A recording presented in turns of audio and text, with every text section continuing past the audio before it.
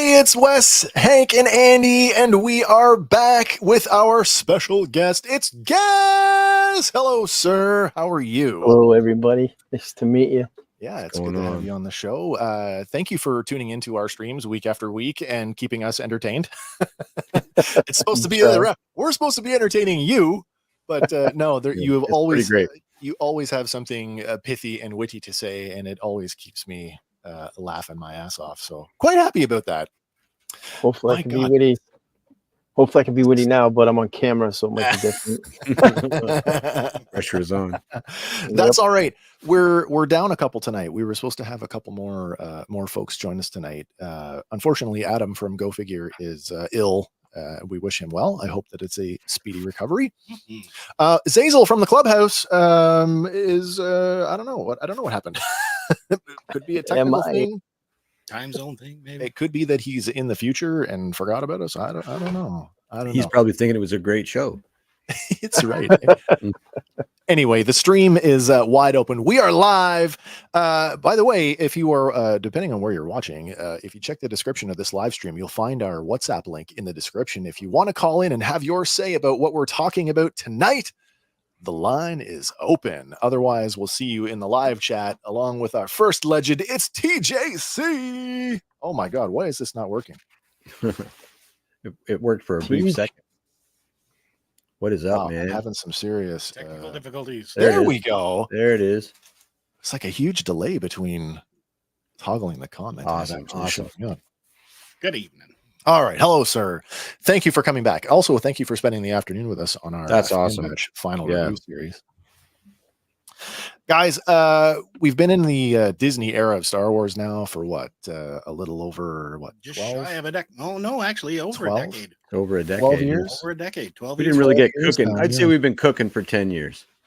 That is what we are going to talk about tonight. We are how appropriate. Yesterday, May the 4th, everybody was celebrating Star Wars Day. Today, Revenge of the 5th. And if anything, the Disney era of Star Wars, if nothing else, has been divisive. Oh yeah, that's very lightly you say. Let me bring some slides up here so we can get this thing rocking. I don't know what else I'm a fan of that has this much infighting. You know, it's almost like a sport. Yeah, you know, you're used to, like, you know, the Red Sox hating the Blue Jays or whatever the case is. Oh yeah. You know, but this is almost like, you know, there's people willing to, they're going to war over a fictional story. Sure. Well, yeah, that kind of, it upsets me because I'm so invested in the property, and because we do the things that we do in terms of our Star Wars review series, I'm not immune to the vitriol online. Although I do try to limit my exposure to that because it just is not. It does not suit me. As you can tell, by the way, I made custom layouts for tonight that hinged on the fifth person being here. So there's a giant hole in our layout. I'm all alone at the bottom. That's the Xazyl hole right now. Nice. Until he shows up, that is the Xazyl hole. That's wicked. Reserved for that's wicked. You know, looking at this picture. Looking at this picture. Yeah, Lucas looks like he's deer caught in headlights. Doesn't he though? A little like bit. Someone said, "George, look at the camera." Huh? Don't look at me while I sell this. Huh? Yeah, a little bit. We talked about that earlier today about the total value of the deal. What did we say, Andy? 4.05? I think it was 4.05 was the total amount, and 1.8 or something of that was in stocks, and yes. And that came up. Hank, you had asked that. You had mentioned about George Lucas as a stakeholder. And, right. That came up online. Speaking of that vitriol and all the fan crap, somebody had made the same remark online. I looked it up. He's not even top 5 single largest holders. The number one single individual, not a corporation or an investment firm, is Bob Iger. Yeah, no doubt. Which is interesting because the maneuver itself didn't shock me. Like I because they'd just gotten Marvel, which I thought was like, that blew my mind at the time. I went, whoa, that's my whole childhood there. And then they doubled down on it. They bought Star Wars. And then you start to realize that that's Indiana Jones. That's all these other properties that go along with Lucasfilm. Looking at you, Willow. What happened there? But so it didn't shock me, but I was suitably worried about, the direction. Well, definitely because Disney is like this. It's a money machine. It's a soft, fluffy thing too. It's built on that kind of stuff. Like I wasn't sure if we were going to get, the Young Jedi Adventures, but from the get-go, and that kind of thing, right, moving forward. So I have to admit, that Rebels, the first property, blew my mind, and I thought, okay, this is going to be pretty cool. They were off to a good start. I guess I kind of thought about it this way, because they had already bought the Jim Henson Company, and I felt like what they were doing with the Jim Henson Company was pretty good. I thought, we're going to be in good hands. It's Disney. It's they understand fantasy. And to some degree that's been true, to some degree. And to others, maybe not. Teach got a comment here, and it's so true. Lucas was laughing all the way to the bank with that one. But you ever see that interview with him where he equates it early on too? Like he has a tremendous amount of regret, I think, early on. For what selling the company. He equates it to selling to a slaver. His children. Man. Yeah, and I mean he's he's even rumored to be coming back to a project now. So I don't really. I mean, I'll play devil's advocate here. I'm not sure really if it was going to bad hands. I didn't really care whether they bought it or not. It didn't matter to me. I was not expecting anything to come out, right? So I mean, if you look at the past, we got 6 movies from Lucasfilms, right? We got 6 we got theatrical films. We got 6 technically we got 8. Yeah, the Ewoks and the 2 Ewok movies. Well, that's what I'm saying. We got the 2 we got the 2 cartoons and then the show, right? Or was it 3 Yes, cartoons? we did. Ewoks and Droids, and then two made for TV movies. Yeah. And then you had the Clone Wars, right? That came out. Right. So we didn't really get anything serious after they did the original movies until we got the prequels. Right. And then after that launched into Clone Wars. So I mean, like I think expectation was shouldn't have been anywhere really. Because what we got in the past wasn't all too thrilling, like serious wise. So I was expecting maybe they're gonna come out with some kiddie stuff, like it's gonna be a kid Jedi show. That's exactly where my brain was at when I first heard it. I have to be honest, I did not expect the huge announcement of the slate of films and shows that were announced almost immediately. Because it was supposed to be like a movie every year, wasn't it? At one point, originally, at one point, you're gonna have like the first part of the trilogy, then a second, then another movie, then the second part, then another movie, then the third part. Yeah, there were so many of those Star Wars stories proposed that we were. Our heads were spinning. We didn't know which direction we were going. And then, thankfully, I mean, we'll get to it in order, but thankfully, they dropped that idea of the Star Wars story. The reason they dropped that too, when we hit that organically, I think that's one of the reasons that the industry is effed up today. Like in what sense? Hank? When you consider a movie that makes $350 million a flop, it's fundamentally broken. When you need to generate $1 billion in a film now, because the profit margins are so big. Because they're still spending $250 million on a movie. And some epics are bigger, like Avatar's bigger than that. But when your profit margin isn't 300%, you're a failure. That's crazy, and it's broken the whole industry. We were talking about studios doctoring the books earlier today, and it makes me wonder, like, how much of that's going on in the Mouse House? Because we know, like, over in which is it with the Batgirl, where they're just making movies and shelving them just for a tax write-off. Is there any of that? Well, I mean, on Disney too? They did that back in the 80s with the Fantastic Four movie. Well, not the 80s. Yeah. That's right. Yeah. Right. That was a movie just to keep the rights, so that Fox the rights didn't revert. Well, Marvel was in a lot of trouble then anyway because they needed money. Darn right. That's why they sold off. Yeah, they sold off the X-Men all their rights. They sold off the Spider-Man rights. That's why they couldn't. That's why they had to buy Fox. selling those rights essentially saved the company. For better or for worse. And now it's taken this long. But they put themselves in that hole by changing their with the things they were doing in the late 80s and the early 90s. Oh yeah, with their printing press and all that, they were keeping a lot of smaller companies in business, and then they try to do it themselves, and they just almost killed the industry. Right. Comics wise, right? So, Teach wanted to know if is Xazyl running late, and the answer is yes. And so in order to shame him, I have labeled. We have the Xazyl hole, and now that his name's on it, it's official. Yeah. Nice.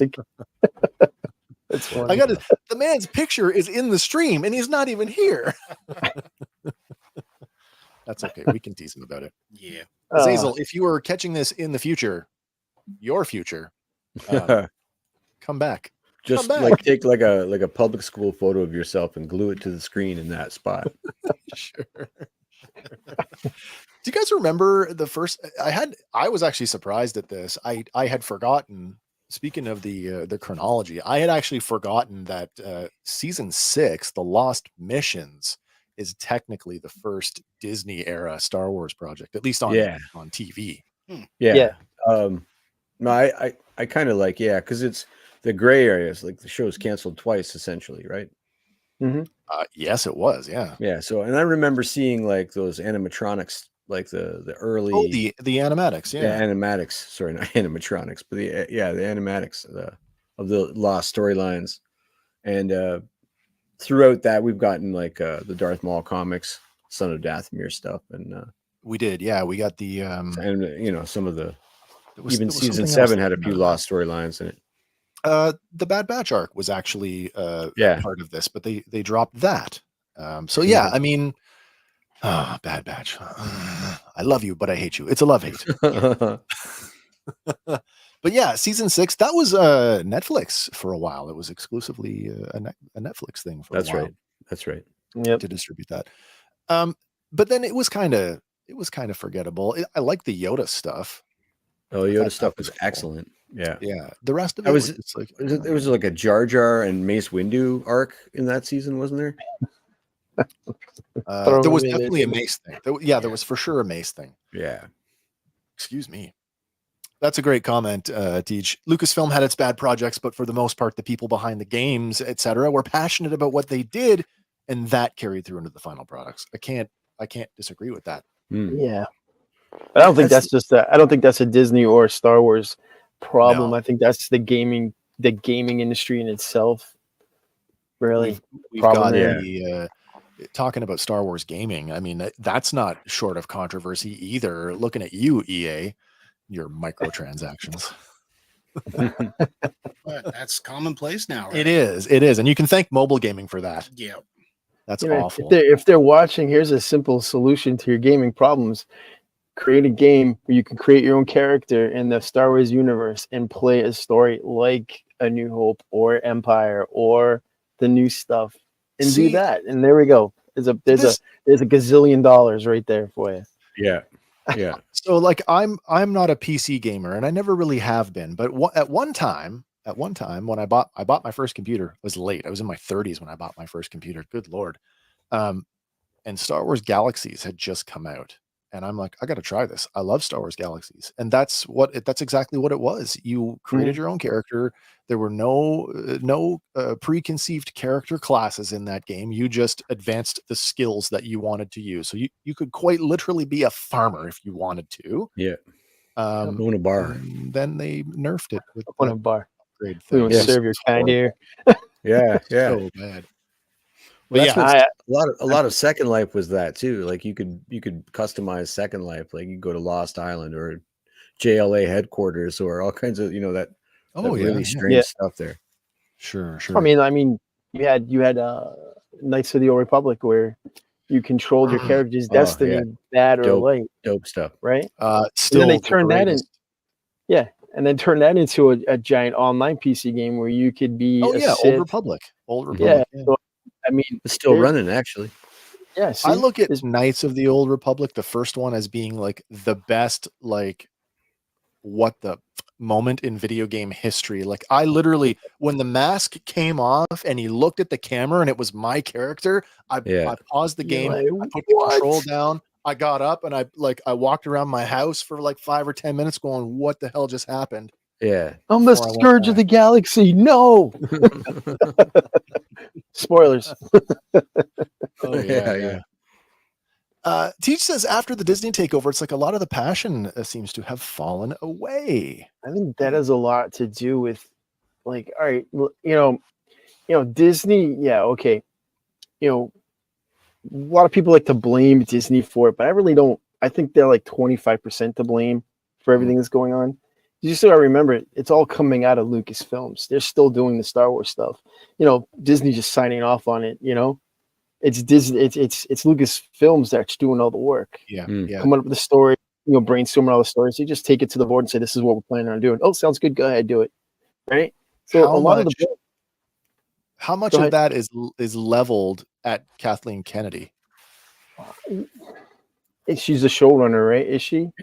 She's the president of the company now. She's the CEO or whatever. But you look at her resume in terms of the movies that she's produced, and you think like it can't all be her. It just can't. I think it's like scapegoatism, right? Like if people aren't happy, they need to find a reason why they're. This is the problem I have with all that vitriol is that like as much ownership as I have it, and maybe you guys do too, over it, like because I grew up with it and I have this like I don't know, psychological attachment to it in some bizarre way. Yeah. It's not my story. They can do whatever the hell they want, and I can either like it or I can lump it. Right? That's the thing. Like it's a double-edged sword because you're right. Legally, it's theirs, but like as an artist, when you create something and you put it out into the world and it takes on a life of its own, it does become the fans' thing. But I see some like, especially Dave Filoni, and I'll probably go off a lot tonight on that guy. But I see that passion that people say is lacking right there. Oh, and the fact that they've given that guy the keys is a big step moving forward. What he's doing with the Mandalorian, he's basically, like you guys said earlier today, was he's rewriting the whole mythos of what happened after Jedi that they put into canon with these three new trilogy, and they're changing that, right? They're trying to change it because they know the fans don't like it, and that's understandable. I think it's whatever. It is what it is. But I mean, to solely, like, I hear a lot of people complaining it's solely pointed at the company that owns it, but they have, they're not in complete control of what's coming out of Lucasfilms. They're still the ones, dictating where it's going to go, and they're just going to the board and saying, "This is what we're planning on doing. What do you think?" That's right. We're planning, explain it, and that's like, yeah, okay, go ahead and do it. I mean, when there's a great movie, I don't hear anybody praising Disney. I hear them praising Filoni, absolutely. Or the guy running about that. Marvel. Oh, he's doing an awesome job. But when it's a bad movie, it's Disney just Disney. It's like I understand your hatred for the big company, but sometimes it's not appropriate to point the blame at one individual. I think they have partially to Kathleen Kennedy running the show has something to do with it, and then the people below her, like Rian Johnson, you wrote a bad movie. It was, that's the only art film they've ever done. Right. It's like there's a lot to blame, not just one person. If you want to put it all together and say, Disney, then it's all these people within it. No, I agree. I agree with that 100%. And I think that, as we saw with the writing strike, the screen actor strike, that there's problems industry wide that are totally. It's hard to be passionate about something when you're driven like an ox all day long to accomplish a goal. No, you're absolutely right. It's putting pennies in your pocket and billions in someone else's pocket. And I mean, I'm not going to go off too much, but it's a problem in every sector all over the world right now. It's the biggest problem. And so, of course, and we're trying to figure it out. So we're looking at these, like, we're trying to blame things on. Everybody has an answer to a problem they think is there. I mean, they're just making movies. They're trying to make things that entertain us. Like you said, they're writing the stories. Who am I to complain about it? If I didn't like it, I didn't like it. That doesn't mean the next person didn't like it. I mean, case in point, you look at the Mass Effect franchise, right? Oh, a trilogy, right? And at the end of Shepard, if anybody who hasn't played it, spoilers, he dies. Play them all. Play them all. No matter what, he dies. No matter what happens, he's dead. And people are angry about that. Why has he got to die? Well, that's his story arc.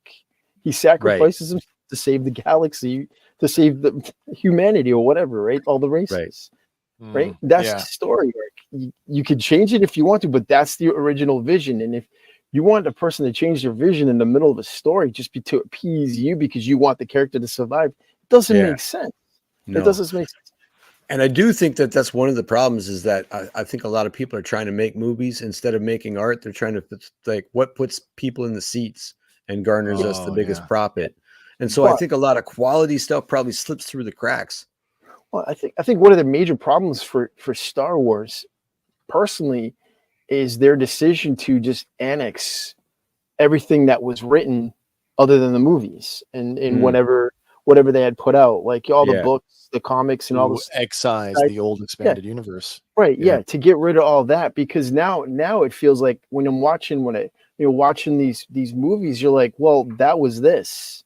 Yeah. You know what I mean? Yeah. That was this. Like they annexed it so they can use it in another way. It doesn't make any sense. So and that's why we all love it when they cherry pick from that and bring it forward. I was going to say, I have a different opinion on that. Now, initially, I felt the same way. Like, what do you mean you're getting rid of the EU? I read so much of those books when I was in my teens and 20s.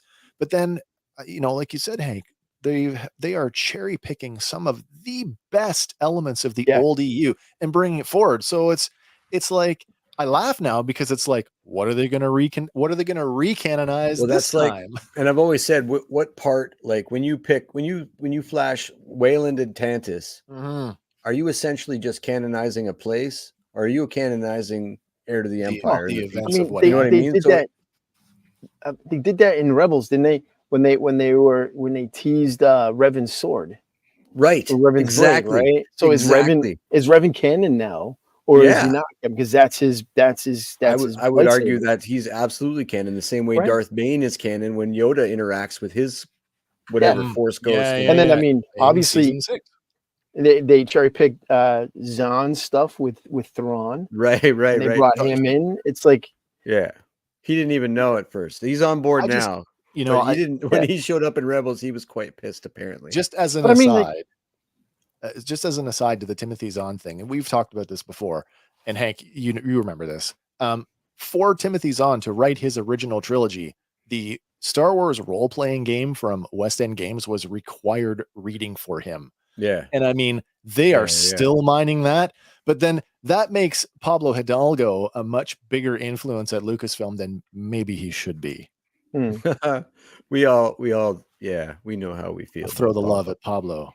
It's funny that there's a story group that is supposed to be that tightly interconnected, guarding the canon, and it just seems like what canon are you guarding when you destroy it, when you got rid of it all? That's all I'm saying. It's very strange. It's very strange. He's he's probably a nice guy, super arrogant online. I'm sure he is, and I'm embarrassed to say that he's a Canadian. Teach got a comment. Teach says you could take that as a business decision, though, as they can write what they like and then fit it into their own canon. I mean, you've, like I said, you've annexed the expanded universe, so the canon is whatever you want it to be. It's whatever you want it to be. If you want to pick and choose stuff, then go right ahead, right? But it's, we take Rebels for instance. I mean, like, it's never going to be the way it was, like the books, right? You're not going to do the Zahn books. You're going to always change things up to fit what you want to do. And this is like a colorful, almost, it's a cartoon, right? It's a cartoony type thing with a little bit of like adult situations in it. And it looks cartoony.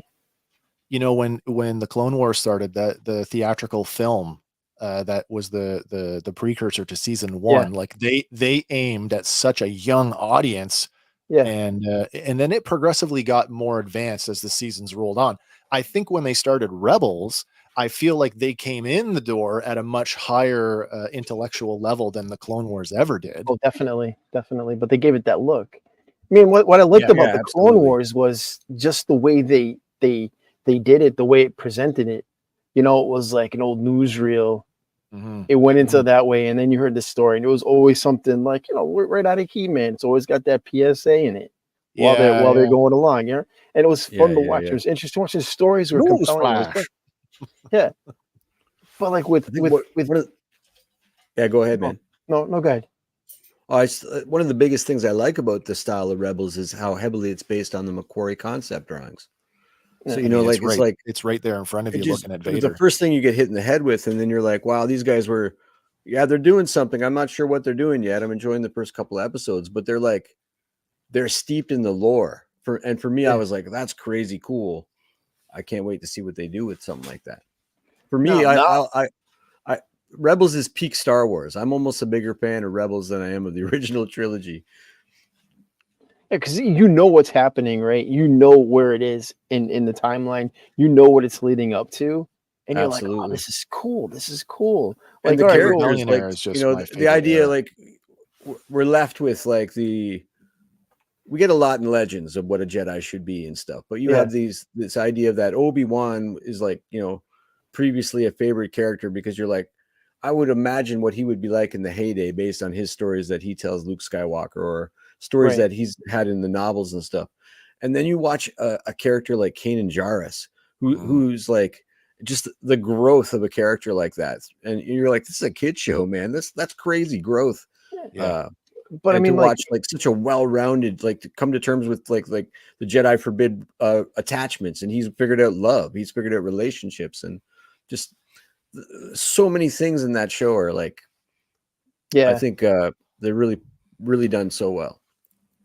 Yeah. Well, I mean, you had cartoons and shows in the 80s that were for kids that dealt with adult situations at times. Thoroughly. So I mean, so it's not like, for me, it felt normal to watch it like that, and I prefer that kind of stuff.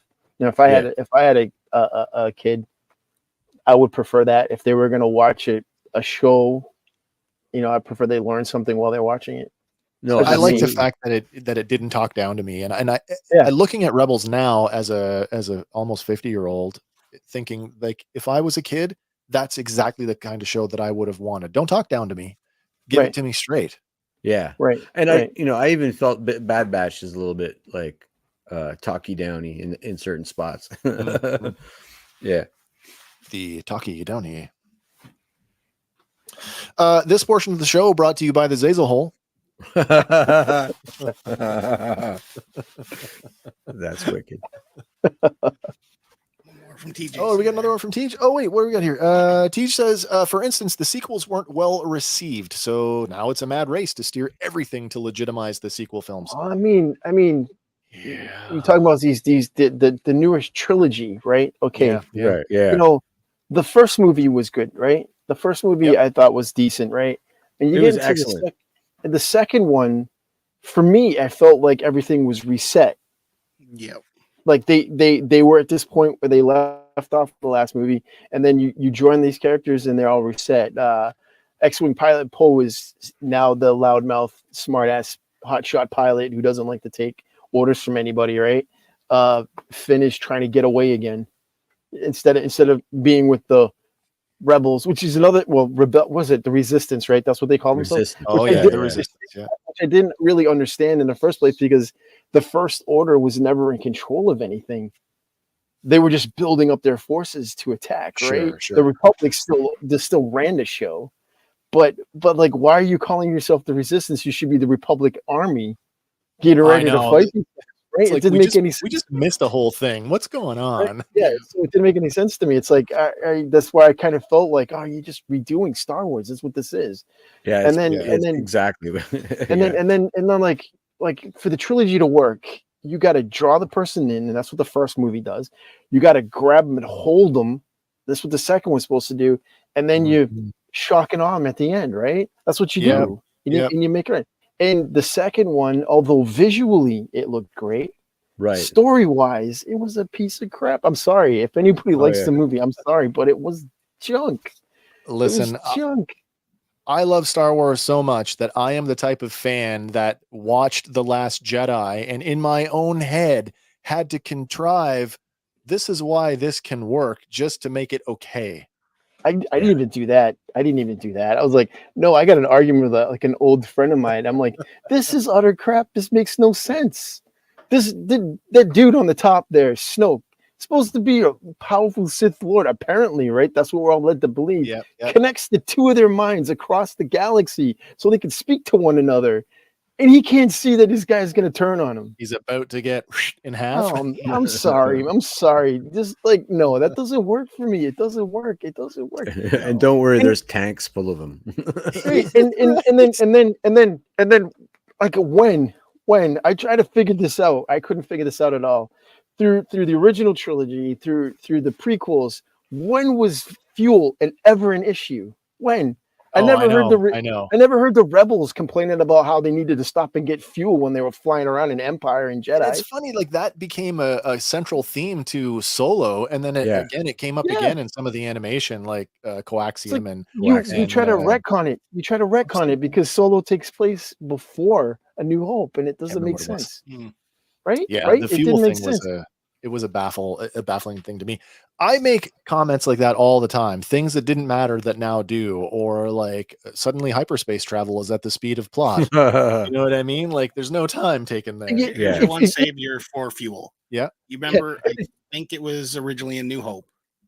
And they land at Alderaan and the TIE fighter comes out and he's like, whoa, what's he doing out here? He's not available for long. Oh, right. He's so that kind of hints that the TIE fighter didn't have enough fuel to go long. Short range fighter. Yeah, but also like you say, the TIE fighter doesn't have light speed capabilities, does it? No, it does not. No, it doesn't. That's why the X-wings.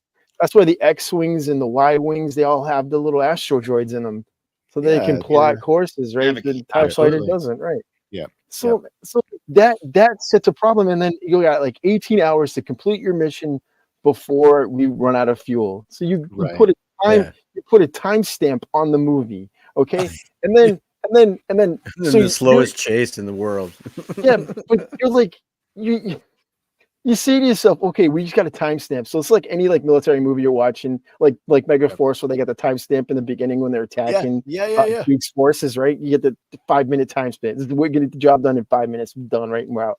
Okay, so you're thinking this. Okay, now we don't get any other point of reference or time frame, right? So we're thinking 18 hours is galactic standard time, right? Yeah. So no matter where you are in the universe, it's 18 hours. That's what Rey's on this planet with Luke, training to be a Jedi in 18 hours, and he refuses to train her 18 hours. And I get an argument over somebody. Well, how long was Luke on Dagobah?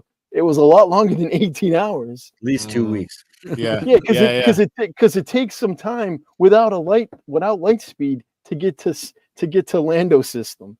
Mm-hmm. Yeah, right? Exactly. It's not it's not the next planet over from Hoth. It's not that close, right? No. So I'm like, oh man, no. I was like, no, I couldn't do it. I was like, no, this is ridiculous.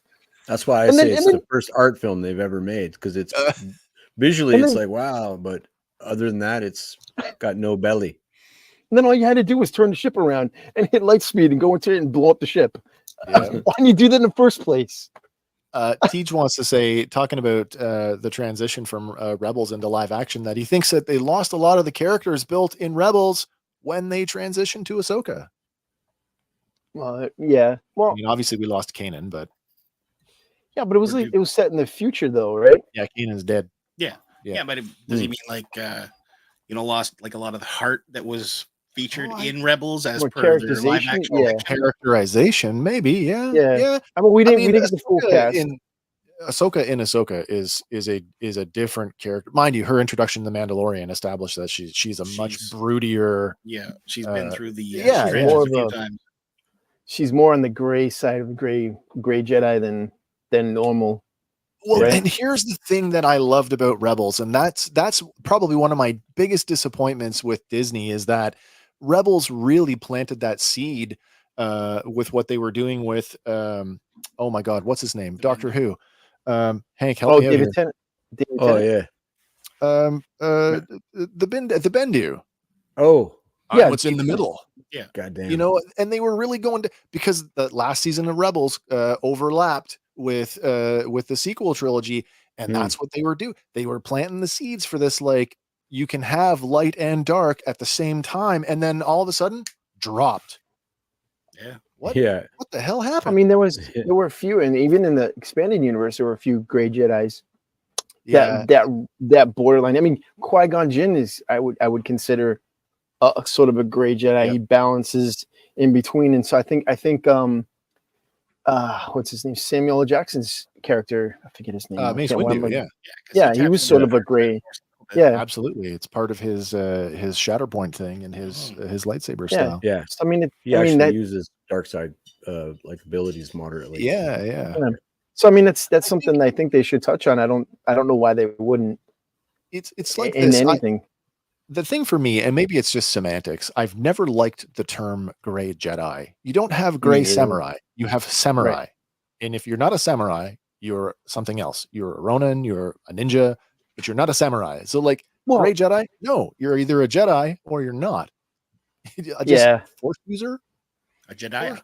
Oh, Jedi. Well, that's That's what where I we're think going, they, James you know, Mangold. we'll get there, but I think that's what the Acolyte is promising to turn on its head, though. I think that's also true. That's I going don't to know help how set us up. excited I am about that, but I do just think wanna that's see going to some- help set us up. I just want to see some kick-ass Sith for a change, Uh, instead of brooding guy who hates his parents, yeah, who wants to be like his grandpa. I It's hope like that villain that they just showed off yesterday. I haven't Well, seen it whoever yet, that- so I whoever gotta. that guy's about- Oh my god! I haven't it seen the is final trailer yet, so- so I'm looking forward to that. It was like that. What's that one where they did like it was like each episode was like a different art, like animation. It was it Tales of the Jedi? Visions. Star Wars Yeah, Visions. Vision. Yeah, the Yeah. one they did, the first one where they put it in like in ancient Japan, feudal Japan. That was Yeah, crazy. yeah. That was Yeah, crazy. I And, enjoyed like, that as yeah. well. That's I'm the like, that's only neat. that episode got a spin-off novel. Mm-hmm. Did it Yeah, really? it did. Yeah. Lauren says samurai are definitely not light side. No, they're not. By the way, Shogun was really good. If you haven't seen that yet, check that out. My they point do is have their though, way. like, it's a caste system, the same thing, right? yeah, it's like Not one the same term thing, for the whole. similar. Yeah. I mean, like gray is just because it's light and dark. You got that. Absolutely. Grayish It's color, somewhere so- in the middle. And I get that. And it's definitely a term of convenience. It's you know, those little But things. if I remember correctly, though, they're kind of shunned by the council, right? They're kind of left on their own. right? Like Yeah. you should be getting in line. You should be doing as you're told. Well, like Yeah, Kanan so then I said, could- right? Like, you got to go out into the wilderness to find your proper path. yeah. Yeah. You can't be Yeah. restricted to just the Jedi code. Tej always with a great comment says, I would have loved to have a Darth Plagueis film or series, as the book is awesome and I really enjoyed it. Is there room for that? I think there is. Like, what was the thought behind making her Palpatine's granddaughter? That Yeah, troubles me so bad. it's Especially Like, now that you who- know. Like, who Now thought of that? Somehow she's his grand. somehow. Well, I mean, like- Palpatine is I mean, like, turned. a clone of gotta Palpatine. tell you, I would. Go ahead. I got to No, go tell you, ahead. I think AI thought of it. Maybe. That movie feels like a computer. It's got weird hands. You know what I mean by that AI yeah, art? Yeah, It's yeah. got, Weird it's hands. got the I mean, I eyes feel are like- not in the right spot. The mouth is crooked. Like that I movie feel- is effed up. I feel like somebody said in that pitch for when they were coming up with the storyline, somebody said, "Hey, look it. All right. So who's Rey? Rey is Ben's sister, but they were separated at birth, Mm. and Han and Leia don't remember having her." You know, all of those theories around who she was, and Right. everybody had their own thoughts. And then it comes out later on, and then Daisy Ridley goes on an interview and says, "What? It's not obvious to you?" And she was like, "I know who it is." And it took years, and it's only been in the last year or so where they've come out and actually said the original idea was she was supposed to be a Kenobi. Yeah, it's Yeah, like, well, yeah. I mean, like I'm saying to myself, I would accept that a clone of Palpatine. Absolutely, I would have. That Sure, would have right. answered every question. Why she knows how to do the things she knows. Yep. Right. All that stuff. That would have answered everything perfectly to me. Yeah, And I yeah. wouldn't accept the Kenobi because it's like, when did Kenobi have a kid? Looking at you, Corky. Looking at you, Corky. Satine, man. Yeah. I swear, yeah, Satine. Yeah, his He was there. girlfriend. He was from, 16. Like, I mean, that's they even talk about, and I know it probably doesn't count for a hill of beans, but they do talk about like Obi-Wan's sexual attraction to somebody in one of the canon novels where Qui-Gon has to like correct him or because he's a young kid and he's still learning, you know, the ins and outs of like his body as well as in terms of the Jedi code. Oh, you don't lust after broads, right? I mean, all right. Let's get this out of the way. They don't take a vow of what is it? Celibacy, do they? Do they? I believe they do. Yeah, yeah. Well, I believe they do. That's the thing. I mean, that's the reason why Anakin kept the marriage safe. Yeah. Well, sorry, not safe. Well, I thought it was because of love. I mean, like I figured they would. Oh, maybe. You know, they would have like service. I gotta. I gotta. Oh, so I get where you're getting at. Like, there's like a. Like it's okay. You could get your rocks off physically release yourself, right? Yeah. As long as you didn't. As long as they don't have an attachment to it, right? Right. Right. Yeah. Yeah. Yeah. Jedis can have some fun too, right? Oh, guard. Well, that's what all those children are for. No, Jesus, I can't say that. I don't say things like that. But you would think they would though, because a Jedi is more times out of none going to produce another Jedi, right? Force sensitive, more chances, right, to have one, right? So why would they not like try to reproduce just to keep the Jedi Order going? Wouldn't that make sense? Right? It wouldn't make sense, right? The whole midichlorian thing, like if two Force users with high enough midichlorian count to use the Force procreate, I would think that the offspring would be just as talented. You know what they've never done, and I have this fan fiction in my head, and I should write it down one day. But the scariest villain in Star Wars is a villain that could drink the blood of Jedi and gain their midichlorians. Oh, it's like the dude from Heroes. What's his name? Yeah. So he would kill him. He would kill him and gain their abilities. Gain their powers. Oh, what a badass that would be. Zachary Quinto. Yeah. Yeah. I would think that would make sense, though. I agree with that. So safe to say, going back to Rebels, 2014 to 2018, Rebels. If you don't count that season 6 of the Clone Wars, this is the first fully fleshed, fully realized project from Lucasfilm. Yeah, I'm 100% that they had it in the can. This one was way too polished out. You're right. You're right there. Yeah. I think that as well. This was well into development, if not shooting. Yeah. By the time that deal happened. Well, another thing that I liked about this series was I don't think I've completed it. I think I got like 3 seasons in. Oh, but you're so close, man. Yeah, I think what I liked about it was it would touch on the things we know are happening, right? Yeah. And you want to see those characters, and you get like the hint of that character showing up. I think there's like an appearance by Wedge. Right. So like you're like, oh yeah. And the fact that they didn't like dive deeper into that it's brilliant. It's like, all right, cool. Then they mention them, the stuff's going on, and we don't need to know about it. But, yeah, exactly. It makes you excited about. Like, it's leading up to A New Hope. This is leading up to that first movie, the Battle of Yavin. This is going to be great. It gives you that familiarity that keeps you invested. Like, oh, this is the Star Wars I know. Yep. Even though it's new. Yeah. Mm-hmm. Yeah. I agree with you, Hank. I think I may have enjoyed Rebels more than the Clone Wars, to be honest. Yeah, I think it's a good. No, go ahead. Peak Star Wars for me. DJ I think says, don't get me started on overpowered Rey. The character could have been better if she had to work a lot harder to progress rather than, as Hank suggested, absorbed Ben's powers due to the dyad. I didn't write it, man. They did. I don't like that either. It's unlocked that. Again, if she was a clone, I would totally understand. Oh, cool. Yeah, she's a clone. She just unlocked the ability in her mind. I know. Right? Yeah. But that still doesn't. Well, like actually, you're right. Yeah, if you're gonna use that, that's how she knew how to use a lightsaber. Yeah. Well, as soon as their brains were connected, she got his abilities. Yay. Yeah. Okay. And then, of course, that does bring us to The Force Awakens. Now, Hank, do you remember we were in our late teens, maybe early 20s, and a guy by the name of J.J. Abrams was just up and coming, and he was such a Star Wars nerd. Yep. Do you remember at your dad's house just saying, give the reins to J.J. Abrams because he'll know? He'll know what to do. And we both went, yeah. I still feel like if It wasn't about money and guaranteeing this $1 billion payout.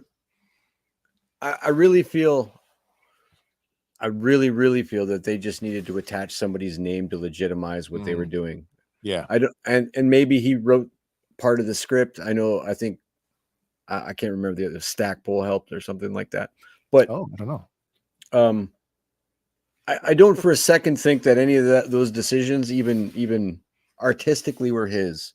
Now I do think though that Rian Johnson they kind of like went off like they let him have too much control, perhaps. Absolutely. I mean, how do you give one of the most beloved franchises to a director who says, I'm going to subvert you and I'm going to completely turn it on its ass intentionally? And honestly, who the F was he? Yeah. Right? Like, good question. A couple good films, honestly, like Looper's dope. I like Looper a lot. I do too. Yeah, I do. But who the heck was he compared to J.J. Abrams? And then you like completely throw Colin Trevorrow under the bus. Going back to The Force Awakens here for a second. He goes so far as to release the script, which is dope if you've ever read it. Yeah. His treatment for the third movie was crazy, man. Yeah, but he had to do cleanup for Rian Johnson. He absolutely did. Yeah, he absolutely did. I don't know if this is our fault, Hank. Is this our fault? Is this our fault? I mean, the whole trilogy? I don't know. A little. No. I think having J.J. Abrams being because we all said it, right? If anybody was going to take it over, you tune into YouTube and you see all these great fan fiction, like Star Wars stories. These great ones. Like give the reins to one of these guys, and you find out, oh, here comes J.J. Abrams. Oh man, this guy made some great movies. What is it? Lost was massive when it came out. That was my shit for the longest time. What was this kaiju movie called? Like, why can't I think of it? Cloverfield. Cloverfield. Yeah. Cloverfield. What a cool movie. What a cool movie. Yeah. Oh, dope. I mean, and the way they shot, the way they did it, and didn't he do the one with the kids and the alien? Super 8. Super 8. He did that one too, right, man? Yeah. And then awesome. I honestly, when he put out those 2 Star Trek movies, I thought this is him like auditioning for Star Wars. The first Star Trek, those 2 2009, movies I thought was Star Trek fantastic. dunked in Star Wars. It blew my mind. Oh my god, yeah. Right? So I'm like, I don't have an issue with that. It's just like I hear other rewrites. They hung that guy out to dry. Like I feel like he doesn't sleep at night because he. I feel where that trilogy fell apart was money. If they had just given him the reins, like JJ, we want you for the trilogy, like. And it didn't have to be JJ. It could have been anybody. Give it to Rian Johnson, but give him all 3 movies so that the course of the trilogy is consistent. And because it's so disjointed, I feel bad for JJ having to come in at the end. Hey, you did really good with The Force Awakens. You want to do Rise of Skywalker? And he's like, okay. You got to clean up this mess that we just made. Yeah. Unfortunately. It's also indicative of the way they make films, and they're just like they film a massive amount of stuff based on storyboarding, and then they they digitally edit this thing together, and they try to come up with the best package.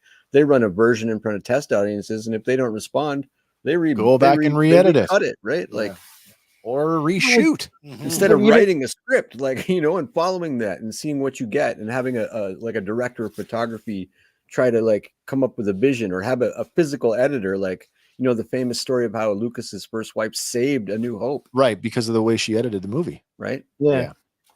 You want to talk about? Sorry, go ahead, there, guys. No, go ahead. No, okay. I was going to move forward here. I was going to say, you want to talk about editing and reshoots? Well, then we have to talk about Rogue One. This is probably the only one of the Disney movies that I'll put on the top. This is probably the best received of anything that they've done. I like the story. The only question I have is what happened to the Bothians. That's the only question I have. Where were the Bothan spies? Where the hell were they? Return of the Jedi. I'm with you on that. You're right. That is Return of the Jedi. This movie suffered from early marketing syndrome. What? Wait. Was that the Return of the Jedi? Yeah. Many Bothans died to bring. I thought it was the breakdown for the original attack on the Death Star. No, it was Mon Mothma on Home One. That's right. So many Bothians died to this. All right, take my comment back then. It's all good, baby. When this movie came out, early marketing had Jyn Erso as Sergeant Jyn Erso, that she was officially a member of the rebellion. It had a whole Vietnam style ground rebel. battle. That's what I do. Yeah, yeah. Exactly. Yeah. I watched the teaser again the other day because I needed it for research for our fan batch episode, and it's just like there's a whole sequence of dialogue in the command center that just didn't make it into the movie. Yeah. There's the whole sequence with the TIE fighter up at the TIE top of the fighter tower. at the gantry. Yeah, what I happened remember. there? Yeah. This was The a long very slow different motion movie. beach rush when they stormed the beach. That's what I'm totally not talking it. about. That Yeah. whole battle just was completely nerfed. Yeah, so it could have been better. And that comes down to reshoots. Now, this is credited as a Gareth Edwards movie, but we know that Tony Gilroy was responsible for the reshoots and the script polishing. That's right. It makes me wonder, given how much of a fan of Andor I was, had Tony Gilroy had control of the entire movie, what would it have looked like then? I guess it depends on whether he's writing the script, because he's pretty much in charge of the, not script writing on Andor, but the story of Andor. Yeah, he's definitely got a story credit. Yeah, so I don't know how, like, if he did straight reruns. So, like, there's all kinds of rumors about this. Like some I've heard as high as like 60% of it was rewritten and reshot. But yeah, you know, that gets expensive. I mean, the same shit about Solo too. Even with it being rewritten, I still think it's the best one they've done. Oh, it's dope as hell. Yeah, it's dope. I mean, just the fact that it's all done in a neat little package, and it's done. An easy rewatch. It's done. You know, this is how they got the plans. This is it. Boom, it's done. You know, you don't have to worry about a sequel because they're all, if anybody hasn't watched it yet, dead. Yeah. They talked about, and that was a bold maneuver for a Star Wars movie. It was. Kill the entire cast to kill all These of your heroes. Freaking great. Wow. I mean, these characters, each one of them are individually good characters. Each one. Oh yeah. I want to know more about the Temple of the Wills now. Yeah, I want to know more of those guys. I mean, even down to the freaking frigate pilot. Bodhi Rook. Even up to him. I mean, it's all great. And you end off what's his name from Clone Wars? Saw Gerrera. Saw Gerrera. Yeah, you end off his story as well. He dies like a man. He just stands up to it and takes says, it, holds up what the you cane, got, man. Drops the mask. Right, give it to me. Right. No, it's everything about that film is stand, like some of the dialogue in it is so tight. I really enjoy it. And you get that feel like a Dirty Dozen type of feel to it, or where Eagle's there. It's like this impossible mission they got to complete. Right. This like ragtag group of people come together for a common. Yeah, absolutely. And no lightsabers, no Jedi. Well, that's not 100% true, because there was the Vader scene at the beginning, at the end of the film. At the end, at the end. But I mean, like, they don't have within them. They don't have a Jedi, a Force user. They just have the what's his name, Donnie Yen. Chirrut Imwe. I would argue he's a Force user, which is somebody who practices and believes the way the Jedi does, but he's not. These a Jedi. Guys are for me, that stuff opened up that lore, like that. There's that it's a religion in the galaxy, and there are people that like they go to church and worship this religion of the Force. That's that's such a cool world building thing. What was his mantra? The Force is with me. I am one with the Force. I feel like that's that aspect of like sometimes you control it and sometimes it controls you. And I think that he is supremely talented, but anything that he does, it's like akin to Spider-Man. Like he's got like super low midichlorian count. Well, it kind of makes me think that like anybody really, if they I guess you meditate or become one with themselves enough to maybe tap into the Force. Because I mean, like, just like Obi-Wan says in the first one, he says the Force is all around us, right? It's what defines the galaxy together. So I mean, a Force user is able to tap into that ability. But I mean, what makes a Force user? Can anybody be a Force user? Must be, because according to where the franchise is going, anybody can, right? Anybody can now. You look at Asajj Ventress in Bad Batch, and she's like, you've got a higher M count. It makes it a whole lot easier to access the Force.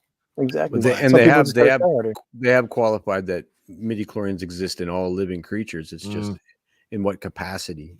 Yeah. Yeah. And then you have to be trained to listen, you know, according to Qui-Gon Jinn. That's when that's when it all fell apart. With the living force. Be mindful of the living force. And you can actually hear them. They speak to you, and then you hear their will. And if you've ever heard of George Lucas's plans for the next trilogy, he was thinking of taking it microscopic and actually exploring the midi-chlorians as characters. So we were going to get an Ant-Man Star Wars movie. Well, maybe, but Would it have been better? It might have been better. These little germ things been worse.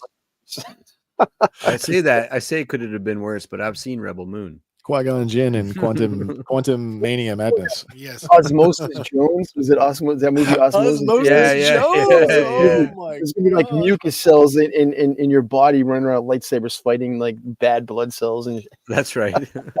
Talk about Rebel Moon though, Hank. And I know that's an aside, but like you've watched both parts now. Yeah, kind of. Yeah. I watched both parts, and I went into it exactly the way I said I was going to. I'm interested in this movie because this is a rejected Star Wars script. Sure.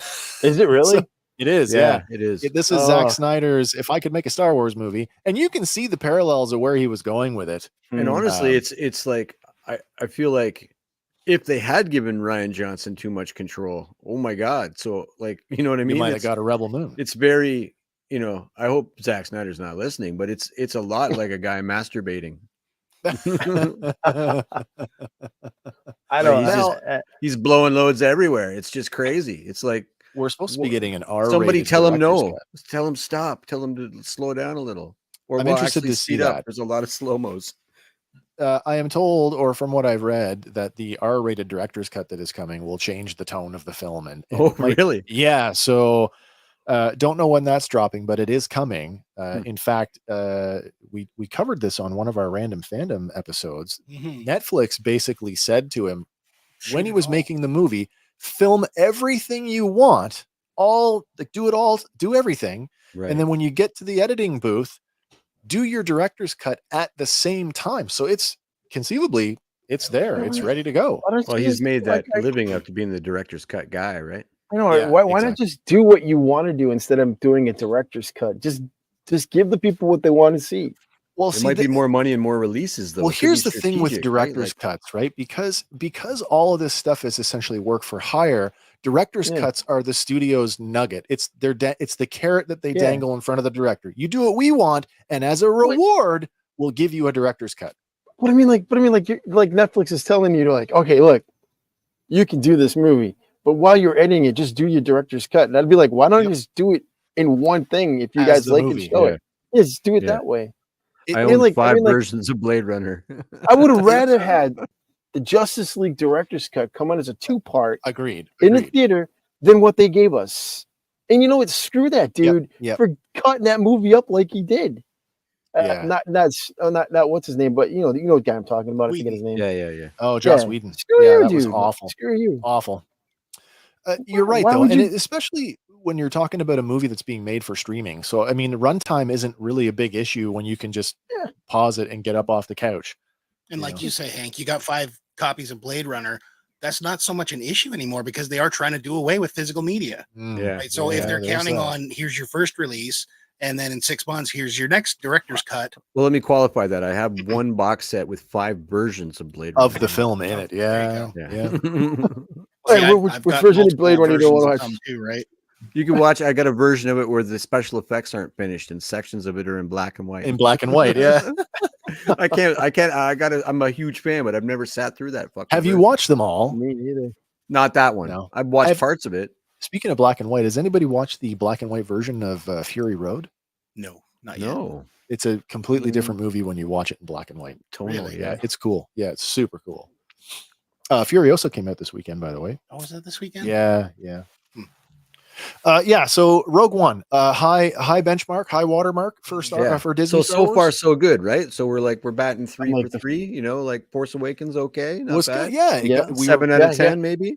The drought was over. Yeah. Right. The dark times were over. We had remember the Big Bang episode. Very little doubt. My only question was, how the hell does she know how to use a lightsaber? That was the only question. But I was yeah. That was it. I think I was too wrapped up in the nostalgia to really pick it too far apart. And then and now now it crumbles. I agree. Even Star Killer Base was cool. I'm like, you called it Star Killer Base. I mean, that's cool. Yeah, at least you're admitting that you're embracing the tropes, which was okay with me. You know, this is one. That is another one Death area. Star. How do we blow it up? Okay, yes, it was another Death Star, and people rolled their eyes. But that is the one. That is the one thing that I will say, as a consumer of all things Star Wars, being a fan of the animation and knowing that that is the planet Ilum. If they had been more express with that in the film, that would have I would have been like bonkers over that. Somebody said to me it was a Death Star, and I went, no, it's a planet. It's not the Death Star. It's a planet. Yeah. Wasn't it Han Solo? He's like, oh, so it's just a bigger Death Star. A bigger Death Star, yeah. And then we get another tie-in with the first Jedi Fallen Order game, where we see that in its development. We see the hemispherical trench starting to take shape. You actually traverse it as Cal Kestis in that game, and you're like, oh my God, I'm on Starkiller Base before it's a weapon. Cool. Yeah, it was super cool. Then Rian Johnson came along and completely subverted us. And I mean, it's very polite. Does anybody have anything good to say about this movie? I think I wanted to walk out. The Crystal Hounds and that whole. Oh, the Deerix, whatever the fox things were. Yeah. The whole sequence with the little salt mines and the red cloud. Beautiful. Oh, on the salt flat. Visually beautiful. Yeah. Oh, visually. The movie. Yeah. The movie is like phenomenal if you're just talking about visuals. Everything looks freaking spectacular. Yep. Right? I kind of wanted to know where they were going with ape style walkers, with the knuckle dragging walkers. That kind of was like, Well, yeah, they're just trying to cannon, so they just knuckle in, right? We're gonna iterate. It's the redux of Empire Strikes Back. So you're trying to pay an homage. Although it didn't come off. It came off as too pushy compared to Force Awakens, which was teetering on the edge of too pushy, right? Yeah, it was. When went too far over the line, and then and I guess the most divisive thing is the way they treated Luke Skywalker, and I'm not sure, especially as a fan of Legends, I'm not sure if any of us are prepared. And even the actor, who's had to dial back now. I just reread his statement again this week. And what did he say? I mean, Mark Hamill, when he got the script, he went nose to nose with Rian Johnson and said, I fundamentally disagree with everything you have written about this character. It is not in the spirit of who this character is. Now that that's out of the way, how do I give you the best movie that I can give you? I'm going to do my job because you're going to pay me. But he literally threw the script over his shoulder like that lightsaber. Like he was the golden boy. He was the golden boy. Rian Johnson. He was the golden boy. Before this movie was even finished, they gave him the reins to the new trilogy. Right. Remember that? He's like, Rian Johnson's going to do the wait. Rian Johnson's going to do it. Why don't you let J.J. Abrams do it? Again, I don't know. Like, maybe it was JJ in the beginning. I think there was something about he didn't want to do a trilogy. He's like, I'll get you started, but I don't want to do it. Yeah. I don't know. So, maybe it's because he did the Star Trek movies. I liked the 2000. Now, Hank, you and I saw Star Trek 2009 together, and we both raved about it. Oh yeah, I liked it. For me, that was the best sci-fi movie I'd seen that year. Probably in several years at that point. Absolutely. And maybe it's because it was so close to Star Wars that it was more of an action film and less esoteric, less it's just Star Trek. His approach to shooting it, which is like way more, like. Well, I mean, it's like hat for Star Wars, but putting a track camera on an Enterprise class ship and having it dive at the camera. We don't. Well, it's a simple thing, but it felt like the original series. Yeah, like absolutely. Action packed, and it was fun, and it was a fresh take on it, right? It wasn't just another. Totally was, take on it. Yeah. And one of his strong points, especially because you pointed out Cloverfield, one of his strong points is character development. In Cloverfield, you watch the first 5 minutes of that movie is a slow motion pan around dude's apartment, and it's focusing on party. It's focusing on the photographs, and after 5 minutes, you know everything about that guy's life. You've built a character like from scratch there, and now boom, bring on Hellfire and watch this guy do it. The way that was shot was I thought was brilliant. It's like the home video of him and his girlfriend going to Coney Island, and then you find out they're not together anymore. Yeah, she shows up at the party with another dude, and you're like, what? Yeah. And he's leaving for 5 minutes. You build a character, and I'm like, he's so good at building character that I was, it was a clever movie, for sure. For Some sure. camera work I really did not like, though. Like when Did they you get to get the corner a little pieces, ill? I did get a little You ill. did, A eh? bit of motion sickness.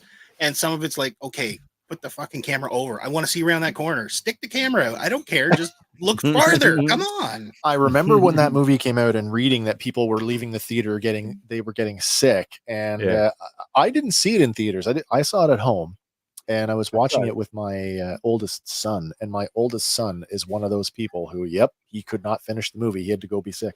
Yeah. And I'm like, oh, Crazy. okay, I guess it is real.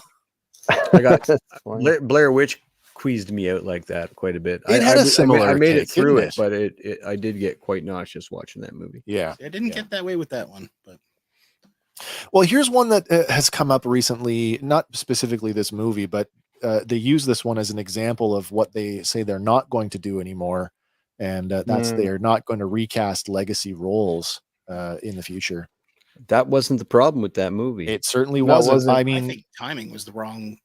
It was so close. It was less than 6 months after The Last Jedi, and we had such a bad taste in our mouth. I was like, I'm not going to eat that one. If they had pushed this back by 6 months, yes, I want to see a Ron Howard Star Wars project from scratch because from the ground up, he took a comedy about Han Solo, and I think this is a friggin' strong movie, man.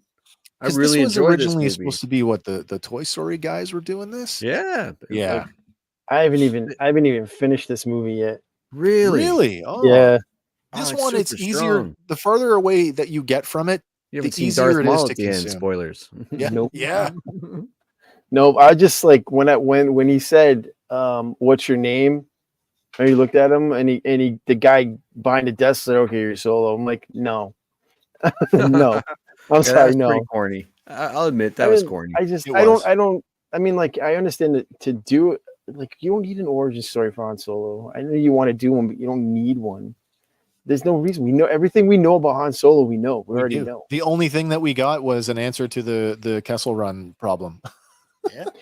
Do you remember all the supposed movies that were going to come out before this was the one that came out? I was debating putting a slide together for that, and I didn't. But I do have some stuff at the end that's what's still on the books. We were going to get a Yoda movie. Then we were going to get an Obi-Wan movie. Yeah, we were going to get a Boba Fett movie. Mm-hmm. We've talked about that. Yes, yes. Because it was going to be Boba and. I remember at whatever big event there was a cardboard standee there, and on it had the Yoda thing. It had the Boba Fett helmet, and I honestly think that the Kenobi movie became the television series, and I honestly believe that the Mandalorian is what the Boba Fett project started as. Yeah, it does feel that way, doesn't it? Yeah, it does. I think that Obi-Wan season 2 is going to be the movie script because they flipped that around into the Leia angle. Yeah, I was okay with that. She was following great. Luke, right? Oh, that was amazing. She was great. I mean, Vivian Laura Blair, she was amazing. That was a highlight of that show. Oh, her? Was that that kid? The kid, oh, man. Because I'm like, you're gonna fight Vader at the end, and well, we all know you're not gonna win, so why even bother doing it? Mm-hmm. And then, but at the same time, he did get a win. You know, like his full reconnection to the Force, and it's now he's the Obi-Wan that we all know and love and remember, and he's back. Go do the but how cool would it be? How cool would it have been if it wasn't Vader that faced him at the end? What if it was what if it was the Inquisitor? Like, I'm not going to tell Vader about this. I'm going to bring him Obi-Wan's head. I would have liked more with the Grand Inquisitor, but again, I'm an Inquisitor nut. They've been my favorite Star Wars villain since the role-playing game in 90. Pretty cool to watch him fight 91? All of them. Yeah, but I mean, like, how cool would that have been? Like, you know that there's not going to be a face down with Vader, but it's just going to be Obi-Wan versus an Inquisitor, right? I'd have been okay with that. Yeah, I'd have been totally okay with that. I like what they did for the actor Hayden Christensen. Yeah, definitely. I really like the way that we like I never understood him in a big way. No, really, I never understood that. I never understood why people would cheat. He's just acting in a movie. He's being told doing how to what act. He's told to do. Yeah, exactly. Same with Jake Lloyd, right? That's I feel like I wish we could give that opportunity to Jake Lloyd, to give him something, and the fans would love him. But I don't think that's been talked about. His mom has come out and made a statement. I guess because of all of the warmth, the warm reception that Hayden Christensen has got, because of the warm reception that Ahmed Best has gotten since his return. You know, there has been talk about, is there room for Jake Lloyd to come back? Yeah. And his mother has said that although he's not mentally there right now, he appreciates all that and hopes that maybe there is room someday to do something. Oh, of course there is. I mean, like, dude, like Hayden Christensen was like what, pretty much chased out of Hollywood. Like any movie he did after that was berated because Jumper. But I'm like it wasn't. He was just acting a role. It was Lucas that wanted Anakin to be a crybaby and wouldn't. Right. And he was. Yeah. And he was. Right? He sure was. There's that meme floating around, right? Like, here's the actual speech that was supposed to be given, and here's what Lucas cut it down to. I don't like saying. It's interesting to see, like, especially with all of his time away from acting, how he warmed up to the role and came back to Star Wars, especially seeing him with a helmet off and being Anakin Skywalker again and not being so like, you know, being more Clone Wars-ish. Yes. I like when I watch the prequels, and I'm not a big fan of the prequels. I like aspects of them. I don't like them in general, like together. There's things that I love in them. I mean, it's not like I won't watch them, but there's things that I love and there's things that I really don't like about them. And one of the things was like, I never imagined that that's how he would be. I thought he'd be like, almost like Obi-Wan. I felt the same way too. And I think that stems from like all we knew about Anakin Skywalker was when I met your father, he was already the best star pilot I'd ever met and a dear friend. And so you think, oh, these guys were tight. Mm-hmm. Yeah. So, I mean, I would imagine like their friendship was great. And I think that's the great thing about the Clone Wars, because it built that relationship between the two of them. Yeah, and you can see that wasn't Anakin from the movies. It was Anakin like the way he should have been. Oh, you know, that hero, well, like swashbuckling hero 100%. That the Jedi Knights were supposed to be. It makes his fall so much more impactful. Yeah, it does. It does. Like the Ahsoka stuff stings so much more than the theatrical Padme stuff. It's ridiculous. You kind of want to ship them, but then you're like, oh, I can't do that. Can't do that. Well, it's even a father-daughter, sister-brother thing. It's just so painful. True. Like it's so craftily done, and it unfortunately it takes the main sort of point of Revenge of the Sith, which is his, you know, even the comics do a lot to bring that back around. Like even after her death and after he's turned into Darth Vader in the suit, he spends his first years trying to figure that out. Like he tracks down Sabe and tries to like, live vicariously, you know? Yeah, absolutely. Yeah. So they do a good job of making it more about Padme, but like, honestly, when you watch Clone Wars, you're like, well, that, you know, look at the things that broke the man, and none of them were his estranged wife. Yeah. One of the things about Solo that we can sort of look fondly back on is that it is now influencing future Star Wars media. Particularly, if have you all seen the marketing for Star Wars Outlaws? Right. Yeah. So Kira, our crime syndicate leader, is going to feature as one of the crime lords in that game. So that's kind of Solo came out, right? And that whole seed with Darth Maul. And if you hadn't seen Rebels or Clone Wars at that point, if you knew nothing about the Shadow Collective, and it was like, what the hell just happened? I thought he was dead. Or if you haven't seen the comics and see what an actual badass she is, like she's like Jabba the Hutt level crime lord here. Like in the vacuum left behind Maul, she takes that empire and goes crazy with it. She's instrumental in like she's using their criminal empire to fund the early rebellion, and like is a contender as like a threat to the empire. The empire is like, we have to deal with this organization. It's really cool stuff. It's nice to see a character like that get a little breath and be done well, because you know there are a lot of problems with this film, but I enjoyed it. Like it was a good time. I didn't expect too much, and the thing that I expected I would like the least about it was about 5 minutes into it, I forgot that this guy wasn't Harrison Ford. That's the thing that I took away from it. Everybody was talking about Alden Ehrenreich, and he was just too light and fluffy. And I'm like, honestly, he did fine. By the first time I watched it theatrically, I think I was maybe half the movie. The second half of the movie, I forgot that I was watching Alden Ehrenreich, and I believed I was watching Han Solo. Yeah.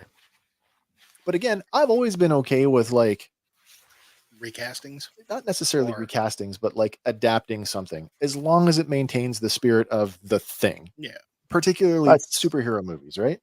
Yeah, that's the thing I can't stand about the Marvel universe. It's like you can't recast. Like Chris Evans doesn't want to play Captain America. What's the problem with hiring another guy to do it? Because absolutely, it was good.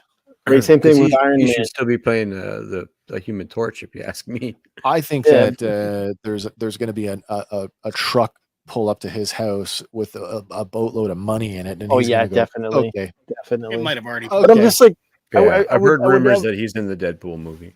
I'd love that. I mean, I've had discussions with other fans about Marvel movies, and it sucks that Chris Evans or Robert Downey Jr. are going to play him. Like, just recast them. It doesn't work because that's who they're doing. They're that character. I'm like, man, there's been like 5 Bonds. Yeah. Does it matter? No. Yeah. It doesn't. It doesn't matter. What happens when, if you're a comic guy, what happens when a new artist comes on the title and suddenly Tony Stark looks completely different anyway? Absolutely. It's like you haven't even touched. You've only been on the tip of the iceberg of these people's stories, and you're going to stop here. It doesn't make any sense. You could do the sense. Hulk 3 times. You could do any character at least one more time. Yeah, exactly. 3 Hulks, right? Right. Yeah. So I think it's safe to say that recasting isn't the issue. No. It's just, again, it comes down to like, if you don't have the right story, if you don't have the right script, nothing's going to save you. I've always said in these, like, and this is where I show my my ownership or whatever it is that I have, my mental your fandom deficiency. Yeah, there it is. That's a good word. Yeah. Is that I want the stories to matter. So if you're going to tell me anything and it's in this wheelhouse, if it's in a Marvel wheelhouse or something that I feel fandom towards, then it's got to matter to me. I don't just want to see BJ and the Bear redone, but in a Star Wars skin, right? Like I want it to matter inside the universe. Funny you should say like, that. We had a Star Wars 4-arm chimp in that movie. Yeah, we sure did. Yeah. So it's John Favreau. So it's BJ and the Bear. It's BJ and the Bear. Yes. Yeah. I'm going to rewatch it with that in my mind. Yeah, man. Seriously, there's a man and his monkey. I can't get enough of that. There is a 4-armed Star Wars chimp, and he's played by Jon Favreau in this movie, and he's awesome. Great. Is that a Wookiee? Oh, I'm telling you, you've never slept until you've climbed into the lap of a Wookiee. I mean, I could think of like a couple of different things you could have done instead of like a space western train robbery movie, right? That was the Book of Boba Fett. Yeah. Well, I mean, again. We're gonna cover Book of Boba Fett. Yeah. Oh yeah. I'll save my comments for that. Then I've got everything. I've got every project since up to and including. You could have done a whole different like angle with this solo movie, like touch about his relationship, how long he's been working with Jabba smuggling, right? That would have been interesting. A part that got cut was his time actually in a TIE fighter, and that would have been more interesting. I would have liked to have seen Han Solo in the Imperial Academy and what caused him to leave. Mm-hmm. Yeah, and when he rescues Chewbacca from slavery. Wow. Yeah, in the Legends sense, I would have loved to have seen that story. I mean, like, you could have done like. I would have loved to have seen an adaptation. Now, I'm a huge fan of the original Han Solo trilogy of novels. Star's End, The Lost Legacy, and Han Solo's Revenge. They're great. Those are great stories. They totally would work for a film adaptation, and I'm surprised that they didn't. Even Smuggler's Run, some of the later stuff. Yeah, I'm just like touching on his early smuggling days for, maybe this is how he gets the Millennium Falcon because he needs a better ship. Lando has it, whatever, right? He frees Chewbacca and starts up a thing with Jabba, and he gets in a little bit of trouble, and Boba Fett comes after him. Yeah, you're bringing stuff from the original trilogy, but they're all linked anyway. So why not use that link? I think the bigger problem here is that what the fallout from this movie being considered a flop, whether we liked the film or we didn't like the film, the story and stuff. When a movie can make $100 million profit and be considered a flop, there's something fundamentally wrong with the industry. Yeah. I agree there. Yeah, absolutely. But I also agree that it came out too early as well. Way too early. There wasn't enough breathing room. More if it was like a year out. A year would have been better. At least 6 months. Yeah, because we used to wait 3 years between films. Like That's right. Nobody's business. Because the Star Wars movie before this, I even like blocked it out of my mind. So even though he had it just up, left a really bitter taste in my mouth. Yeah, that one? Yeah. That Left a one. really bitter taste in my mouth that caused me not even to go see. I bet you that. Yeah, I bet you that's true. I bet you like it tainted like It this is is the Diet Star Coke. I Wars didn't want this. It is the Star Wars movie I've seen the least amount of times. I've seen it twice. The once I saw it in the theater, and then I saw it again on DVD. That was it. That's all. That's all I've ever seen it, and it caused me not to go see this, and it caused me not to go see The Last Jedi. A little story about The Last Jedi, and this is something that comes up all the time because we talk Star Wars a lot. Frequently, I get asked if I'm looking for something to read in the Star Wars universe, what should I read?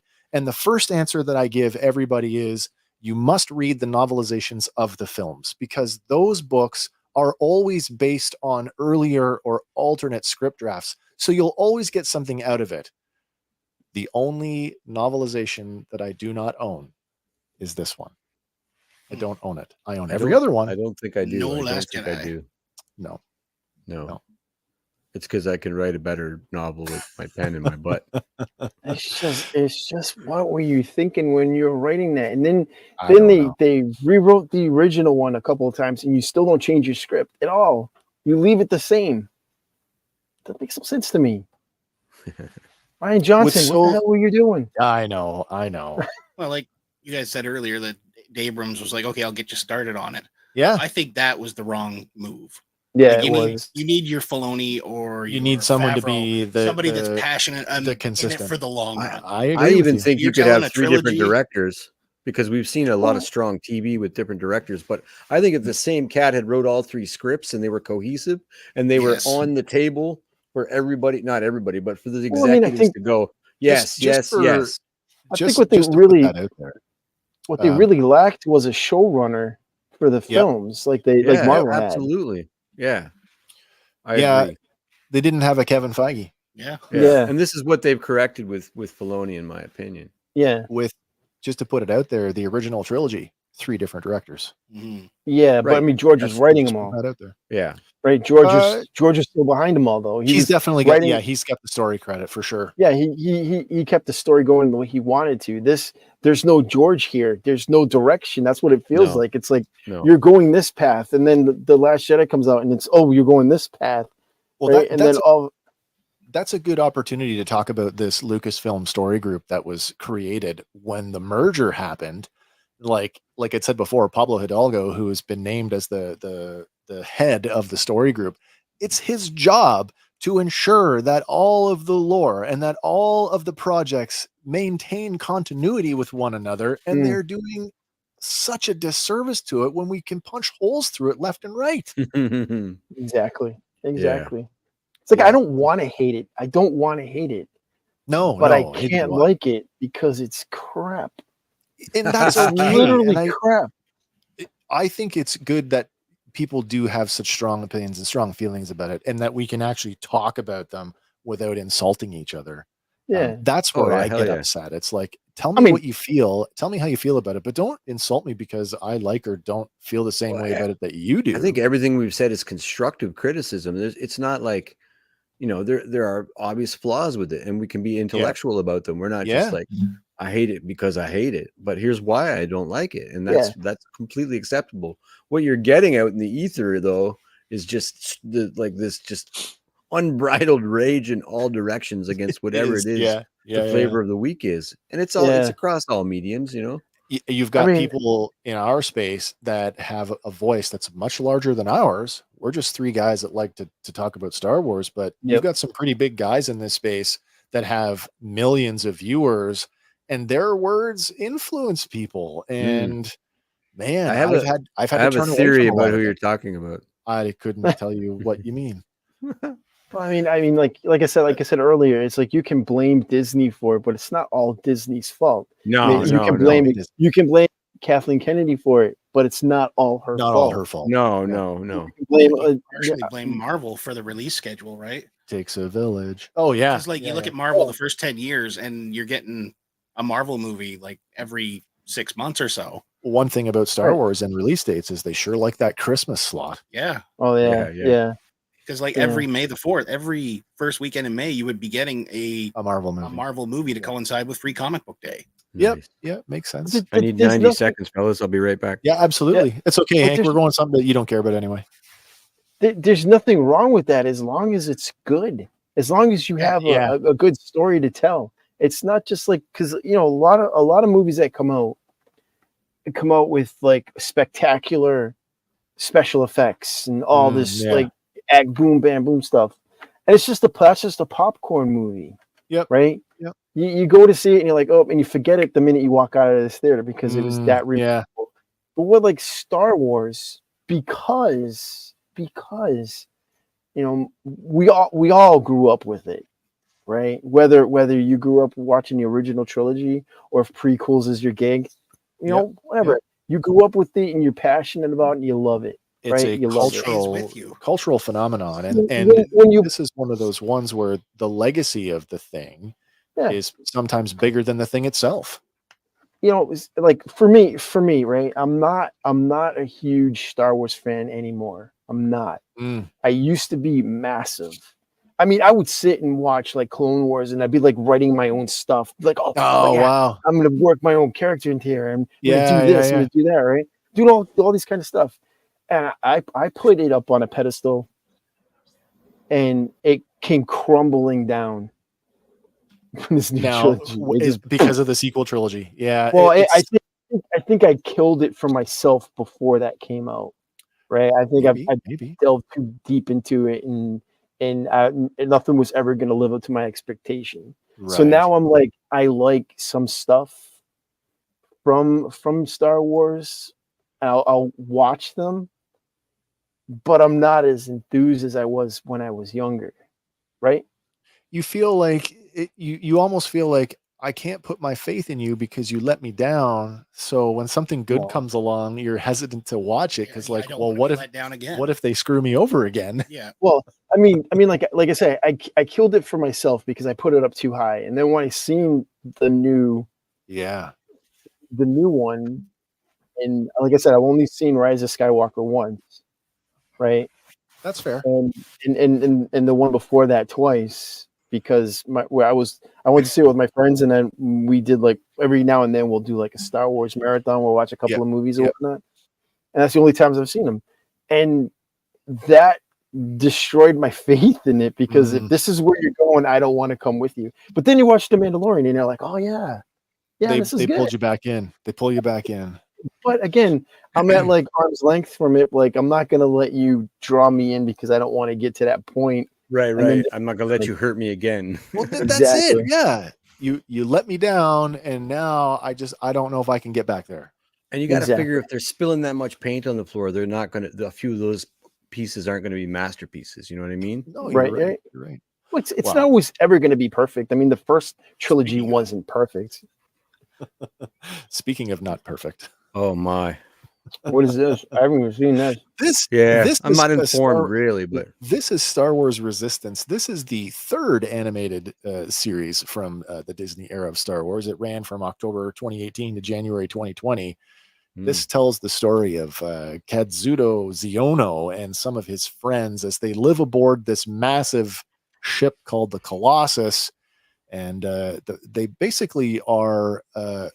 It's essentially a pod racing with starships.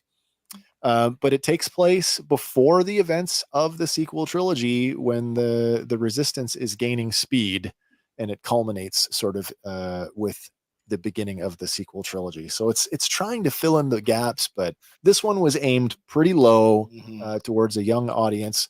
It has some interesting production designs. I definitely like the looks of the ships.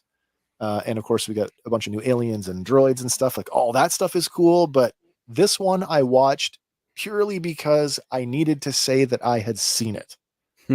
Could I tell you what the high water mark of this is? BB-8? I don't know. Phasma shows up once, but then they turn it over to this gold guy, and then the red guy. There's like Commander Pyre, and I just didn't understand what was going on, and it was wait. I haven't seen this. So you say this is a pod racer, but in starships. So yeah, are they fighter pilots? It's a racing show. Xiono. Mostly it's a racing show. The green jacket in the forefront of the picture starts out, and he's actually part of the Resistance. He's an X-wing pilot, and he's not a very good X-wing pilot. In fact, he's awful. But he basically gets sent on a secret mission at the behest of Poe Dameron to go to the Colossus to do something, and ends up staying there. And over the course of 2 seasons, he basically becomes a better pilot. Yeah. It's very light and airy and mostly about flying and racing. There's a pirate thing that happens in season 2, which is kind of cool. I can't. I didn't make it to season 2, bro. One of the pilots in this is actually an old grizzled veteran TIE fighter pilot, and his ship is cobbled out of the remains of a TIE. He's very, very grizzled. That's cool, but it's like it's one of those things where you go, oh, that's a cool thing, and that's a cool thing, and that's a cool thing. But the sum of the parts are not bigger than the parts. The parts are actually the cool thing, and the totality of it is like, yeah, it really is. So the fact that I'm the only one that's seen the whole thing here, that's yeah, because I own a rock that says Star Wars on it, and I bought it for $100. I've seen that a million times. I have that rock.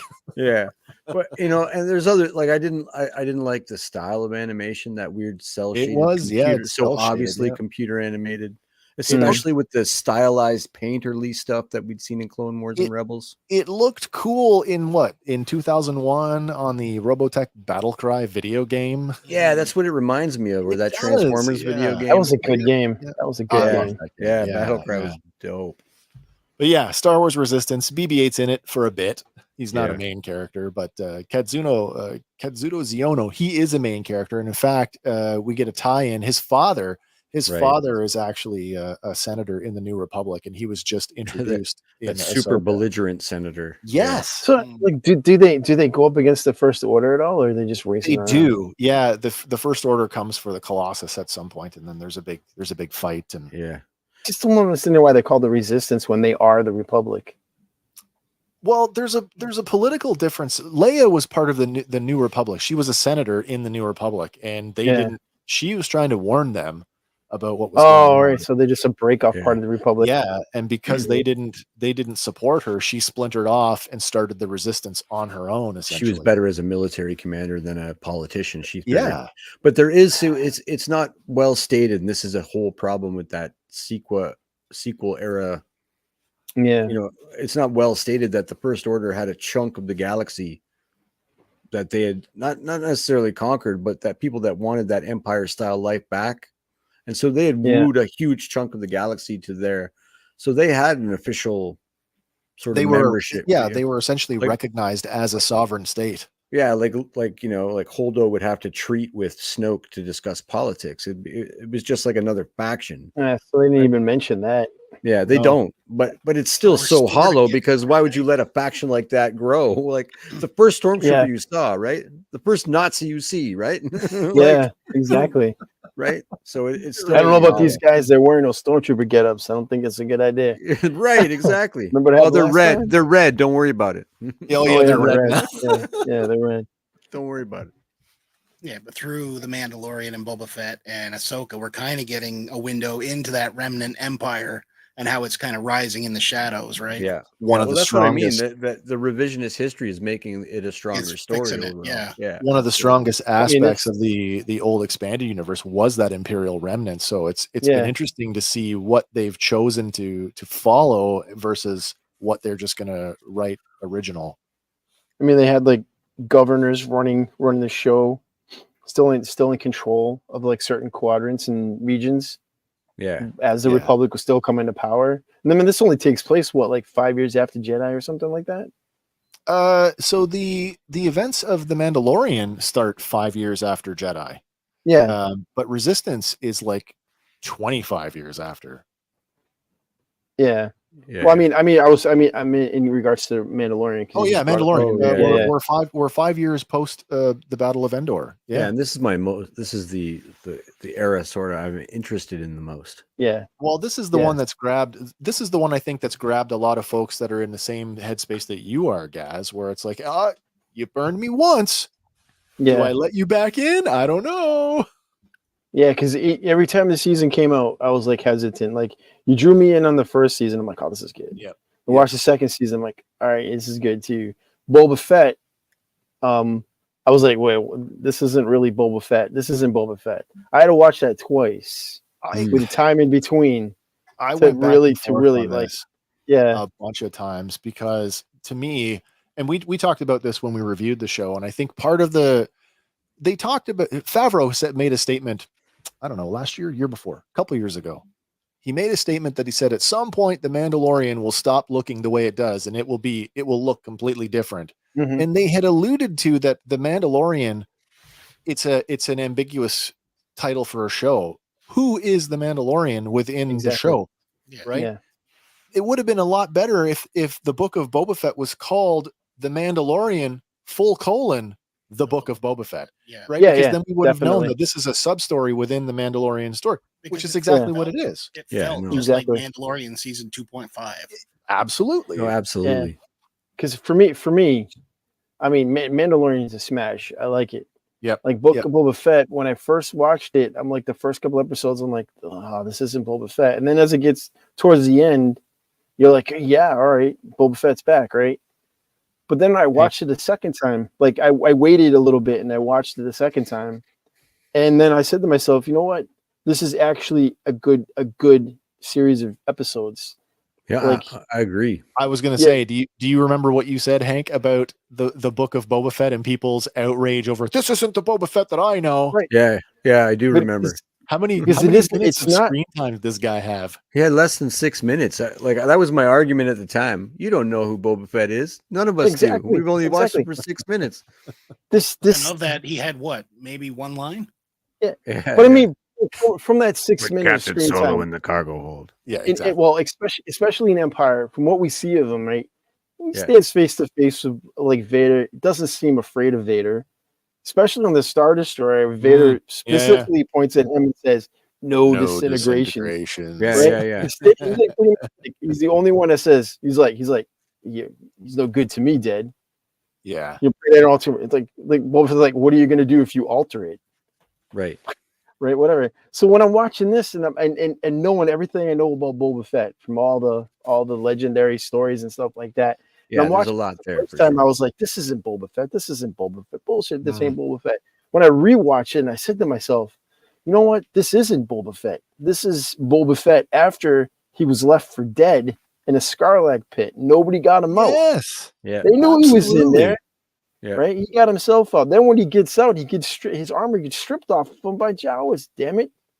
Yeah. And who completely Star Warsian, by the way. Yeah. And who saves him but the Sand People? Yeah. That was probably one of the aspects of the show that I think we spent a lot of time talking about that, how much we love. He did for Tusken Raider culture. Yes. Oh my God. And then he's not cleaning up the streets of whatever town he was in. He's taking over his crime boss, and he's going to build up his own family. Yeah. Right? Mos Espa, wasn't he? Is it Mos Espa? Yeah. I think it was. Yeah. Mos Espa, I mean, he took Jabba's throne, and he's going to take over, and he's going to run his own syndicate of bounty hunters and assassins and all that stuff. I He's just not- love And he that. killed to do it too. He blows did? he blows Bib Fortuna away. Like, yeah, man. So I'm like, Doesn't even think yeah, twice about it. it's not Boba Fett that I wanted, but it's an older Boba Fett who just went through some really serious shit, Yeah, absolutely. and now is tired of being the go-to guy. He wants you to can't- be the guy. You can't tell me that those skills that he honed over however many decades of bounty hunting aren't still there. And we got a taste of that in The Mandalorian when he went and took his own armor back from the Razor Crest. Yeah. When he showed up and Oh, cleaned he- house with those He tunes stormtroopers. a squad, a Oh, whole that's what I squad. mean. God, man, the you'd seen him without the armor on. You're like, oh shit! And then he puts it on, Badass. and then when he Yeah. blew up that ship, It's like Yeah, exactly. launches rocket and just gives that back look, and you're like, oh yeah, Boba Fett. Yeah. He says it. and that's he says all about, Robert that's not where he was Rodriguez, aiming. What's that, Hank? That's all Robert Rodriguez. That's Yeah, absolutely. I mean, yeah. So you get that ocean. But what I still would like to see is a Boba Fett in his prime bounty hunting. I would like to see something. I don't care if it's an animated or like a little story, but I would like to see that. Listen, you hit it on the nose. We just had this weekend for Star Wars Day. We had Tales of the Empire. That comes on the heels of Tales of the Jedi. You want to bet? When we've already had a comic series, Tales of the Bounty Hunter. You can't tell me that's not coming. Because I mean, you have Dengar, you have Bosk, Forlom. That's right. Yeah. All those characters that you can dive into being bounty hunters. Those are the top bounty hunters, right? Read the comics, kids. The Bounty Hunter comic is excellent. Yeah. They take an obscure character. I can't remember his name. Anyway, sorry, man. Very obscure that I don't even know his name. Burlet Vance or something like that. Yeah. And he's an obscure bounty hunter from the old Marvel run, from the 80s Marvel run. And they take him and they make him the main character. It's like Boba Fett's in the book, but he's like an adversary for these guys. And they watch him. And it's like it finally just ended. It ended with one of the best sort of cliffhangers and heartbreaking stories in all of Star Wars. Excuse me. It's probably 30 or 40 issues. It's a big read, but it's so good. It's so crazy good. If you're into bounty hunters and stuff, it's real good. You get to see Boba Fett in his prime. You get to see where Chrysanthemum comes from and that stuff. It's dope comic, man. I mean, you even have the what's it, Jodacast?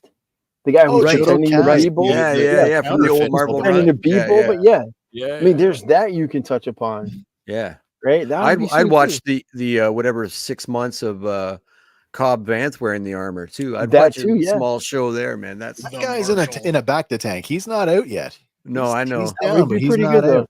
Yeah, I'd like to see his time in the armor. That's just like the way he that'd be wielded neat. it so haphazardly, you know, like cleaning up the town and stuff. I thought, you know what, I will say I didn't like that bit where he went up against what's his name,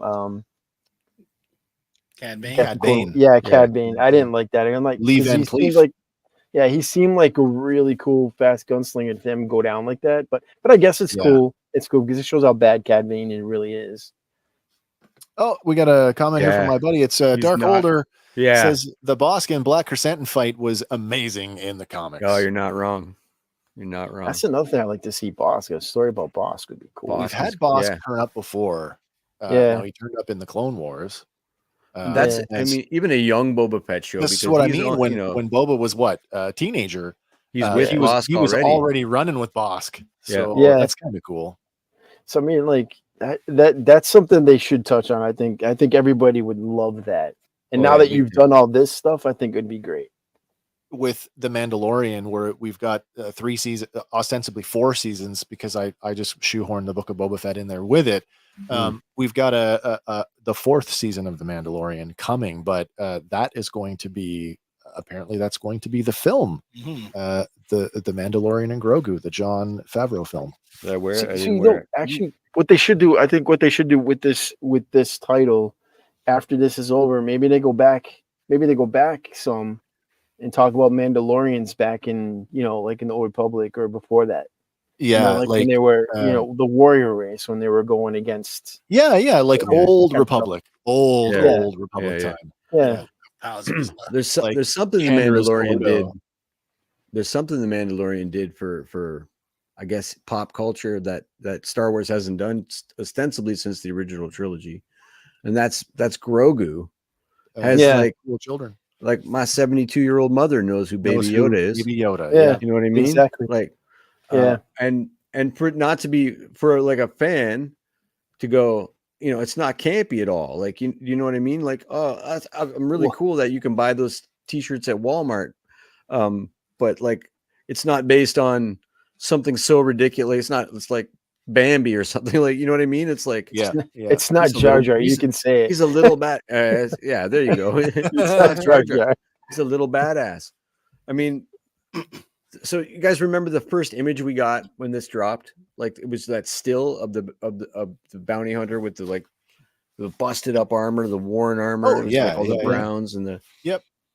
and then the teaser trailer with the stormtrooper heads on pikes, and I was like, We love whoa, that. whoa, this is not your grandpa's Star Wars No, anymore. it's You not. know, like Yeah. I mean, this Well, man, I can't say enough about this series. Like, Well, another cultural impact, like for 30 years we were saying, "May the Force be with you," and all of a sudden, this is the way. this is the way. yeah. Yeah. No, It's yeah, taken absolutely. over, yeah. Exactly. And then These guys, I mean, these and they guys made me cry. Do you know how many times they made me cry? My hormones are all Listen, fucked up. I'm 53 I years know old. that This show made me cry so many times it's not even fair. you can talk about the animation all you want, but you cannot tell me that when Luke Skywalker showed up, you were not 10 years old It again. was ridiculous. Oh my God. It was actually ridiculous. It was- makes me I think have they to- cast a spell on all of us. I have to admit though, like I was pretty excited when I saw Luke, right? But when I first saw Boba Fett in The Mandalorian, I was Yeah. more ecstatic. I Oh, was like, wow. oh my God, yeah. That was a big one too, for sure. I remember sitting there watching it. I was watching it early in the morning because, we were reviewing the show. So I would watch it and then I would immediately start working on my show notes. So I would get up in the morning and my wife is upstairs in bed and I'm watching this thing. And then the X-Wing flies by the blip on the screen. And then the X-Wing goes by the window. And I'm literally, I stood up and I'm like, what? No, Yeah. no, you're kidding me. This can't be. And then the That's lightsaber the only dude it came could out. be. It's the only Yeah. dude it could be, right? There's so many moments in this. Like when Tython. Remember we went crazy when they just name dropped the planet We Tython? did, yeah. Star Wars Bedrock. When they pull out in the season finale, they pull out the dark saber, and I'm like, what the frig is going on with this show? Well, even when Every show, I was like, when they mentioned the dark saber in Rogue One, Yeah. when they dropped that, I looked at my friend with the dark saber and like, what? yeah. Yeah. Oh man, yeah, totally. It became like our catchphrase for the podcast for a while. Best episode ever, because Best they just kept episode ever, trumping themselves. Like every single episode of this for 2 seasons was like Trump. It was so good. There's so much in that legacy universe that they can bring in, and that's what they're doing. It just makes sense. Oh, What I like one aspect I like about the show, especially after season 1, was the show was essentially dropped on Pedro Pascal's back. He was the star power, but let's be real, the star power is Brendan Wayne and Lateef Crowder. Oh, heavy. The body who embody the Mandalorian. I love the way they're embracing the fact that often multiple people bring a character to life, and they're like, in an unprecedented way. Like, David Prowse's name in the credits is so tiny. James Earl Jones, right? And the scuba regulator. The scuba regulator. You see all these people, and they're all like all these fans out, right? And I'm not calling anybody out, but it's like you see them and they have Mandalorian shirts on and Mandalorian, this is the way, and all this stuff. And I'm like, you look at them and you go, that these guys used to kill Jedi, right? That's what they used to do. They sided with the Sith to kill Jedi. That's their job. Is that like looking at someone's sister with their Metallica t-shirt going, you've never listened to a Metallica? I've been in this fight since I was 6 years old. Yeah. But I love it because you see the that's how you know that it's doing good. You see people, and it's relevant again, right? Like that makes it like all that time I spent reading the novels for those 20 years where there was nothing coming out. It's like justifies that. It's relevant again. Yeah. Yep. It makes the other thing me I gotta feel say good about being a fan. The other thing I got to say about this series is the volume, right? Yeah. That I don't mean the audio. I mean the technological leap that they made to put these together. And so that's another hallmark of Star Wars has always been this technical innovation. So once you get right into the, once you watch your first documentary and you go, whoa, like, they're blowing models up while they're got cameras on wires and things that are so just every day now. They didn't do that in 77, and how they kept part of the problem with Attack of the Clones was that perhaps Lucas innovated too much. It was I agree. The first full CG, but they've always been like R&D for the entire industry. And when I started reading about this volume idea and stuff, like I was blown away. Like they're using a gaming engine for the Unreal engine to render that stuff. And and it's so high quality compared to the highest quality stuff that is going. And the way they don't have to light a shot anymore, so you can literally have any environment. The lighting from the 360 screen is what lights your shot. You just got to get crafty at hiding cameras. So I love that it's still a legacy of pushing the medium forward as well. What's interesting is Jon Favreau talking about that technology, and he readily admits we weren't the first ones to come up with it, but you know, there are other versions of this, but this is the first one that's done on this scale in this way.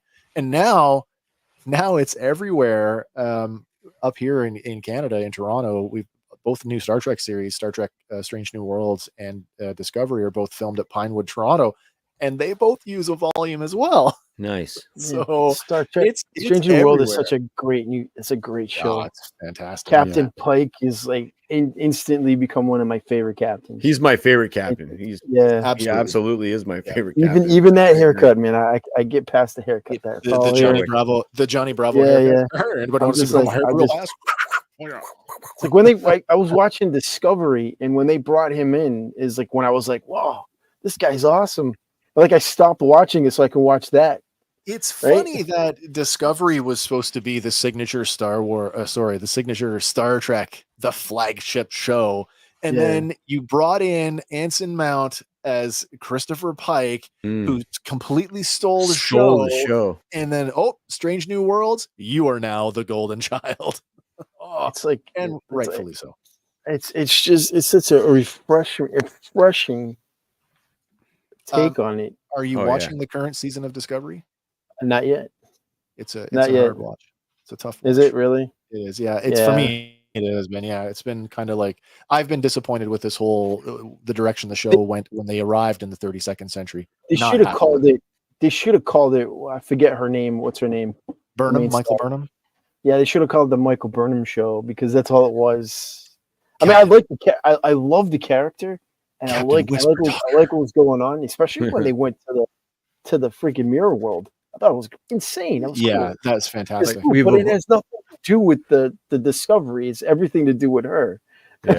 Yeah. For me, it sort of ends at like we've evolved beyond racism. We've beyond most wars and conflict. Hunger is not a problem. Fresh water, all these things for people, the technology, the health, and everything. But we still just say fuck all the time. Yeah, hell yeah. Like that rips me right. Like I would accept that in Star Wars before it rips me right out. Like make up a word. Like no, like, I don't want thing. I don't want him to say that in Star no Wars. way. Yeah. Not in Star. No, well, no, me neither. But I don't want. I especially don't want it in Star Trek. I feels like it's the ultra squeaky clean version of sci-fi, and that's why I love it. Yeah. And I feel like that rips me out every time in Discovery. It seems like like this, like a lot of the movies that are coming out, there's a lot of like humor written into it, right? Like jokes. All right, here, because we're talking about, we'll talk about, like, because we're talking about Star Wars, like Poe in the second one, cracking jokes, right? As he's facing off against a Star Destroyer. I'm like, that to me is not Star Wars. Rocking up on a Star Destroyer and telling them to surrender. No, that's not. That's not how you're not telling your mom is fat joke. Yeah, really. That ain't happening. The only problem I had with Rogue One is Vader's line to Krennic, "Don't choke on your aspirations." I was pissed in the theater. I walked into that movie going, Darth Vader doesn't tell jokes. Doesn't make jokes. Yeah. Oh, yeah. And I'm softened on that position, but I get what you mean. Like a wisecrack here and there. And I really think that the success of the first Guardians of the Galaxy movie broke all movies for that. So now everybody's trying to be this organically funny movie all the way through, and you just can't capture lightning in a bottle. I'm worried about the new Superman movie, right? Not because Gunn's doing it, because they're gonna write. And I don't want Superman cracking jokes. Yeah, well, at least you know, I can't stand the Thor movies for that very reason. Listen, Chris Hemsworth just admitted he took it too far, and he has regrets. He has regrets. Okay, what was it? Not on the second one, the third one. Third movie. Thunder. Ragnarok was the third. No, Ragnarok. That was perfect. A perfect balance. Love and War was just too much. Yeah, too much of that. Way too much. Yeah, it's too much. Way too much. Back to Star Wars. Yeah, I mean, so the Mandalorian brought a lot of fans back to the franchise, and it reinforced for us as lovers of the franchise why we love the thing. I think it cemented Filoni and Favreau. Yeah, it did. Like, certainly this Filoni, was. Here's the guys that have the keys. Let them run with it. This was another notch in the resume of Dave Filoni. Not to knock Jon Favreau, because Jon Favreau is a director. You're right. Amazing. You're definitely But this right. was part of Filoni's resume to get that creative job. Yeah, 100%. As the chief creative officer of Lucasfilm. I mean, Yeah. I've been a fan of that guy since he was just a director on Avatar, and He was an animator on the last. Avatar. Yeah, and he directed a few episodes. He was just a fan, and when I found out that this is the guy doing Rebels, I see art of, you watch interviews with the guy and you go like, oh dude, he's one of us. Like, you could sit down with that guy. Yeah. And he knows Star Wars like nerds do, He talks, but he talks about and he doesn't make jokes about it, but he talks about George Lucas as the master. Oh, you know what I mean? Hell Like, yeah. Yeah. Hell like, yeah. I am the student, he is the master. And so you have a guy who is studied in George Lucas running the show. Yeah. You have to think that counts for something. That kind of scares me with Lucas coming back, right? Because, Is he, like, though? okay, if you've studied at the feet of the master, you've mastered, you've taken it on, you've come into your own, Yeah. just to have him kind of come back in. I don't think he's going to undo anything. And I don't even know if him coming back is that even a real thing? Is that I for think sure? So far, it's a rumor. It's Yeah. just a Yeah. rumor. I mean, he's been rumored to be like consulting. Yeah, on absolutely. He's stuff. been on the set of every production so far. And I tell you, I mean, feel that, after the recent trilogy flop, because it was a Yeah. flop, right? I don't blame them for asking him to come back. He's probably like, I told you so. he had treatments for the next had all 3 nine. films, and they ignored them. I always Yeah. felt like when he sold the company to Disney, it was because of us, because we didn't exactly, shine flashlights up his ass about the quality of the prequels. So he was like, "So you don't like the prequels, eh? Well, watch this." I mean, your fandom is a fickle bunch, right? Oh, hell yeah. Absolutely, yeah. You know what they want, but then they don't know what they want. Yeah. It's not- like yeah. you can't win them all, right? So I mean, you got to give them. And you look at what Lucas did back then, compared to what Disney's doing now. I mean, I think Disney's probably giving us more good stuff than he did. Yeah. Right? I actually and I What do know we that's always contentious say, to some though? people, but I actually agree with you. We say This this all the time. This is the golden age of Star Wars it right is. now. It is. This is what I think. This is what he envisioned. That this is what should happen. This is what we wanted to happen. Right. We wanted stuff like Mandalorian to come out and all these little things because that's what we Right. wanted. We didn't get that. We got books and we got comics, but not shows. Yeah. I would And always say When I was do it. new Star Wars is better than no Star Wars. Yeah. That's true. When I was too. 10, it was just a movie that I really, really, really liked for some reason, Right. like Yeah. more than I could possibly explain. But now it's Greek myth. Yeah, You know yeah, what I yeah. mean? Like it's True, like true. it's that It's level revered. of Yeah. right. I mean, it's been it's- elevated it's- to this. I'm a sci-fi.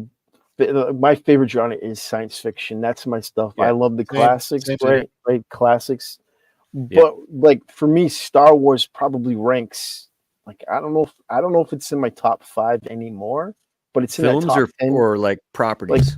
Like films, Yeah, I see. franchises. Like franchise, like Yeah. lore and stuff. It's up there. It's definitely way Right. up there. Right. But I mean, like things like Mass Effect for me, or like Flash Gordon, Buck Rogers. Yeah. You know, they Yep. appear above that because, Well, I first know of what you all, mean. I know what you without, mean. without those two, there would be no Star Wars. exactly, yeah. Without Buck or absolutely. Flash, there would be no Star Wars. Yeah. But I mean, I 100%. think because of the lack of movies and shows that Lucas had, like not done. I mean, like Right. in the 80s, it ended in the 80s, and then he did the prequels, right? And then we got The Clone dark Wars. times. Yeah, I mean, like, Buck Rogers hasn't anything new since the 70s, and they're supposed to be working on something, right? It's supposed to be coming out in 26 because that's when There was there was that web series that explored the idea of a new Buck Rogers that had Gil Gerard and Aaron Gray playing the parents of the new Buck. Yeah. Which was Well, kinda cool. I the rumors are that in 2026 it goes into free use, I guess, apparently something like that, or there's some sort of right. there's some other thing. And they're like, from what I understand, there are 3 projects. I think 2 or 3 projects in the works already for Buck, and one has got George Clooney attached to it. I don't know if he's producing or if he's going to star in it. Yeah. Then the actual family that owns it still is working on something, and then there's supposedly like a show in the works, and I'm kind of excited for that. But that's it. And like Flash, you have like those old movie serials. You have Yep. the 70, the 80 movie, the Sam Jones movie. I just picked up a Flash Gordon comic at Free Comic Book Day. It's the first Flash Gordon thing I've seen in a long time. Oh, I bought 2 graphic novels for Buck Rogers just recently. Nice. Like one was the Dynamite, I think, reinterpretation, and another one was he kind of looks like the Rocketeer, but nonetheless, good stuff. I love, like, for me, Dynamite. Yeah, but for me, like science fiction is overall, I think, is my favorite, obviously, and Star Wars ranks up pretty high, but like over the years, it's kind of dropped down in my top 10 because there's so many other properties that I think are so much better. For me, anyway, in my opinion. Have we done this before, Hank? Have I asked you that? Like, if you had to rank your top sci-fi franchises, like where my goodness, I know you've ranked your top Star Wars characters. I know with we had a comment earlier from Adam who was supposed to be here tonight. He's homesick. There's no crying in baseball, but there is in Star Wars. Adam and I have had this conversation about franchises, science fiction franchises, and where and what fits in the hierarchy. My top franchise would, and I don't even know if it's we're sticking with Blade science Runner fiction genre. Blade Runner. Okay. Blade Runner. Yeah, it's got a nice rich world to like live in. You can I was super scared about the sequel, like the direct sequel. Excellent. 2049. 2049. Right, yeah, it's great. Yeah.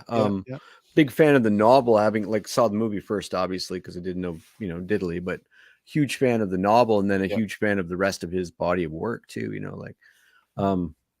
If you had to let's round that out. Can you go top 3? Top 3.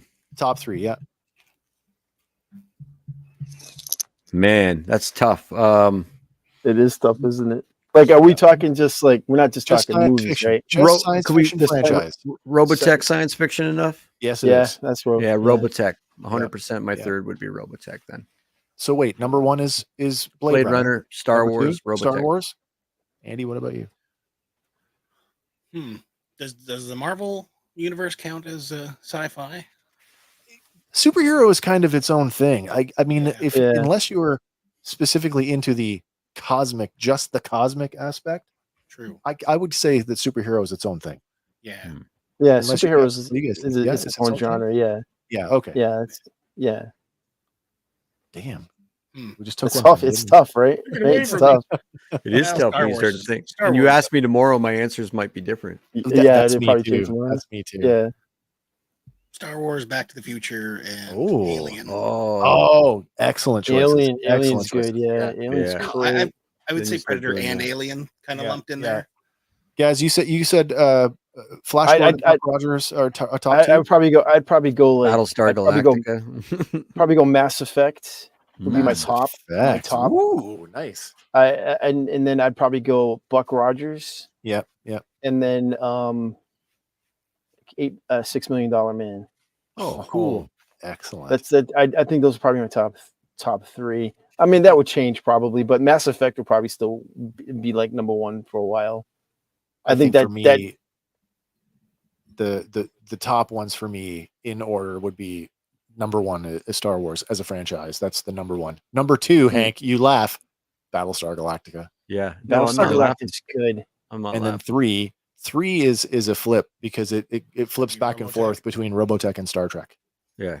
Star Trek. But, and where does Transformers sit there for you? Like, because I know you. So, but Transformers is my first toy love.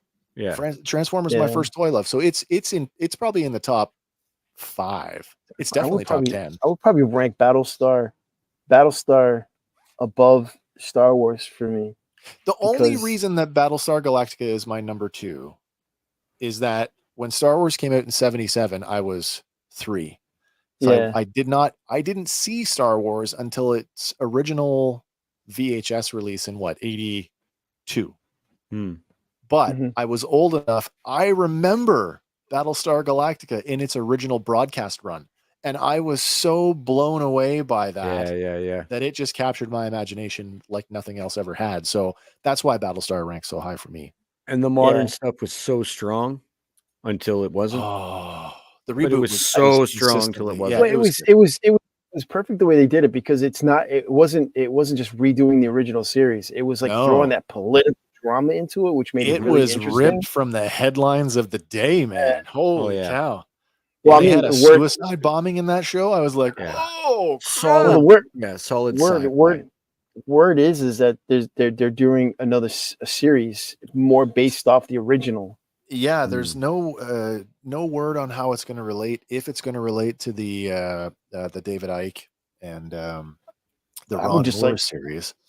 I think that series is that one season is I think in my mind it's perfect. I could watch that over and over again. It's great. The classic one. Yeah, the classic series. I love the classic one. Yeah. Anybody watched Galactica 1980 just for? Yeah, hell yeah! I've seen it. Flying motorcycles. That's the best part. And I was 9. I watched whatever you gave as me, a Megaforce guy, that should appeal to you. Delta Mark 4, that's Mark 3. That definitely. It wasn't so great though. I mean, like, no, they could have done it better. They could have done it better. It was Chips, but Battlestar Galactica. Yeah, really. Kids, we got to get the kids. We have to look after the kids and we have to relocate them to the planet. But because the gravity on the Galactica is much heavier than Earth, you guys are going to be like super strong and stuff. Yeah, I didn't like that. But I mean, it is what it is. Yeah. They tried.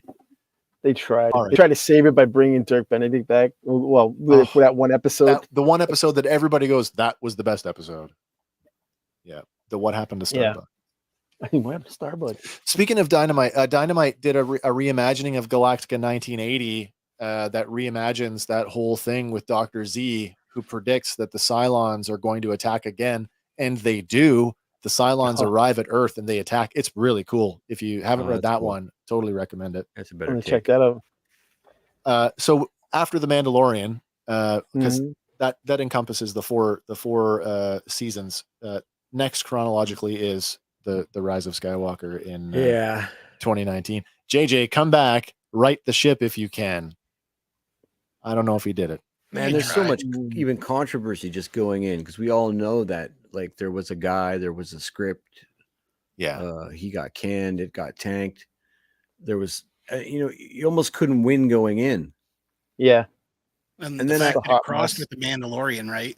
Like the week we got the Grogu healing. Oh, the healing thing. To legitimize this. Rey and the snake. But then it was such a mess. Like there was like 9 movies going on at once. and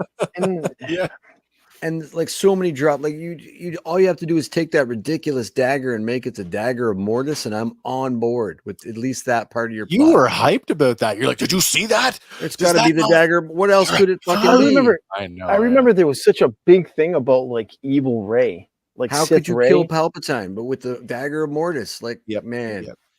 Well, you know, all the imagery that they had of like the Sith version of Rey, and it was just like a short vision. It was the cave for Luke all over again. Right. It's like just another action figure. Yeah. Dark Rey. Just like I'm like, no, I couldn't. I didn't, like I said, I didn't see this in the theater. I seen it once and just like I can't do it. This is just a hot mess for me. Anyway, that's my opinion. Yeah. They drummed up the old designs of the Imperial class Star Destroyer, made them bigger, and now we have a new Star Destroyer that looks just like the old one. Just bigger. And there's like a billion of them, right? Yeah. There's like a billion of them, and they're just hiding. There is a lot that's wrong with this film, and as hard as the Bad Batch has tried to connect a lot of the Palpatine stuff to this, there's just still so many holes. There's a lot of gaps left filling. Yeah. Like I said, it was just a cleanup for that second thing that they made. The Mandalorian, to some degree, I think is also working towards this. And I think when we get to the not just the Mandalorian, but what I like to refer to as the Filoniverse. So Mandalorian, Boba Fett, now the Ahsoka show, and this like crossover movie that they're gonna do. I think that's all gonna work towards filling in the holes. To some degree, because like Bad Batch, we've destroyed all that data now. How the hell does Pershing get back close? I had this feeling that maybe it would become the thing we just didn't speak about, even inside Lucasfilm. Yep. But then they're making a new movie, and I want to be optimistic, and I hope that they. Maybe, but it's not with Rey, right? Because absolutely, there is a new Rey movie coming, but that's 100%. Going to be 25 years in the future, 15 years post Rise of Skywalker. Yeah. And it's supposed to be her attempting to rebuild the Jedi Order based on the ancient textbooks that she collected. Yeah, that's all we know so far. Maybe I don't know. Like I'm worried. I don't know. I'm worried because it's going to be based off of these 3 films, and that's why I thought they were going to keep these in the shoebox, and it would have to be right. Yeah, because like again, like the first one started off right. The second one was a complete mess, and the third one was cleaning up that complete mess, and you didn't accomplish anything. No. All you accomplish is that she's Palpatine, Skywalkers are dead, and that's it, right? The only legacy character left is Lando, and he can hardly walk. Yeah. Right, Lando. Well, yeah, exactly. Oh, that's true. Chewbacca. Yeah. Wedge. Oh, that's true. Wedge as well. They brought everybody they could find back. Yeah. I mean, in my mind, it would be just like, never mind with this. You said it 30 years in the future. Fine. We'll just work on, just after Jedi, work on that 35-year period, and then figure how we can negate these, just get rid of these movies. Honestly, altogether. You could successfully tiptoe around them and have like things that lead you to different conclusions about them, so you could refer to them in your brain, but without ever referencing them. But it feels like they're going to double down. There's this whole thing that went around, and to some degree, it's people still say it. But you remember, like a while ago, it was like, just redo the sequel trilogy and give us what we want. So that's not going to happen. That's just crazy. No, I don't think they should do that at all. No, that's crazy. No. I just don't do that at all. I mean, like Star Trek did. They just created an alternate universe, right? And now they're trying to rectify that, right, and try to put it back in the original timeline. What I'd really like to see is a high quality animated version of the first 3 movies. Oh, I would love that as well. We've got any number of styles now to pick from through Visions. That's true. That is true. You could safely recast it that way. You could introduce a whole new group of kids to it. Just to as an aside, to go back to Star Trek for a second, that whole Kelvin timeline thing just became part of the prime canon of Star Trek through Star Trek Picard.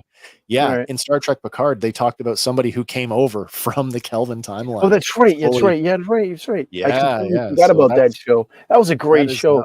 I loved Picard. It was so good. That's cool. So good. Enterprise D, one more flight. Yeah. Rise of Skywalker. Have we? It is what it is. Have we beaten this one enough? I think so. We beat it more than Rose, I guess. Oh, they so did her a disservis. I feel. So I'm not down with that stuff. I feel sorry for her, for Kelly Marie. It's not anybody who stars in any of these films. It's not her fault. She's just an actress playing a role that they hired her to do. And when you start doing things like that, they did to Reba. What's her face? I'm sorry. Her name oh my gosh, yeah. The actress who played Reva. I was so vocal on social media about that, like having her back, because that's crazy that you would attack. First of all, you've never even seen the show, so you don't know how it's going to be. And if you liked it, you didn't like it, whatever. It's her job to do her job, and like just that level of it makes me sick. It's gross. Yeah, she's just an actress. She was hired to play this role. This is the role that was given to her. The director and the writer, they decide where this goes. And if you don't like it, that's who you talk to. I mean, look at Ghostbusters Call to Action. Yeah. Just take a look at that movie. Answer the call. Is it Answer the Call? Yeah. I don't blame any of those actors. The lady one. Yes. Yeah, the lady one. Like they didn't do half bad of a job. The movie was just terrible, right? It was terrible. I staunchly defended that movie when it came out. I didn't have any problems with it. It's not. It's for me. I felt like they crapped over the lore of Ghostbusters. It was like and I saw interviews which didn't help for me with the director, and his main goal was not to. Yeah, his main goal was, I'm not going to make a buddy movie. I'm not making a buddy movie. I'm not making the original Ghostbusters the buddy movie. But I'm like, you did. You made a girl buddy movie. Yeah. Yep, you made a girl buddy movie, and they all did fine in the movie. I laughed a couple of times, but I mean, to me it wasn't Ghostbusters. But you know what I say now? You know what I'm saying now is like, I don't have a complete hatred for it. I'm like, now with the latest movie coming, it seems like they're going to do another one. Why don't you have them come back in as a franchise? You just nailed it for me, because I was going to say that movie, the Lady Ghostbuster movie, would have worked perfectly. You wouldn't have had to change the script either. Yeah. Don't have any of the legacy actors show up. Yeah. Ray Stantz and Peter Venkman talked about franchising the Ghostbusters back in 1984. Yeah. Why couldn't this have been a franchise? The video game was that whole purpose franchise. They hired him so he could go become a franchise owner in somewhere else. Yeah, that would have worked for me. And in some ways, I can watch it and go, yeah, that's what they did. Yeah, that's what they should have. Even though they did. Whatever. Exactly. But like I said, I don't put any hate on them. I just dislike the director and whoever went along with his plan to do this movie. It was just no, sorry. Ivan Reitman was a producer on that. They had the approval of Venkman and truckload of money. You had John Boyega after this movie came out, and it took a while, but John Boyega was quite vocal about the direction of his character after this movie, after his contractual obligation was over. Yeah. Do you think there's any chance of courting him back to Star Wars and writing that I doubt ship? it. I doubt it. I think his position is softened, but I mean, like, where does he stand after this movie? I mean, like he was. I forget what happens. Yeah, I forget what happened to his character in this movie. I know he got really hurt, in the weird anime style shorts that they have. I don't even know what they're called. They're YouTube shorts. Ray's training him, and I guess they're canon. I don't know, but he is force sensitive. Yeah, I think it's the Galaxy of Heroes shorts. There's a couple different ones. He is force sensitive, which is the promise that was always given to us. Even Force Awakens, the first trailer, we were led to believe that was all about him, right? He's a stormtrooper. Because be a Jedi. In the second movie poster, he's holding a blade, like a lightsaber, like he's a Jedi. Right, absolutely. Exactly. Right? Yep. Poor guy. I like John Boyega. I think he's great. Attack the Block is an amazing movie, by the way. So good. Yeah. So good.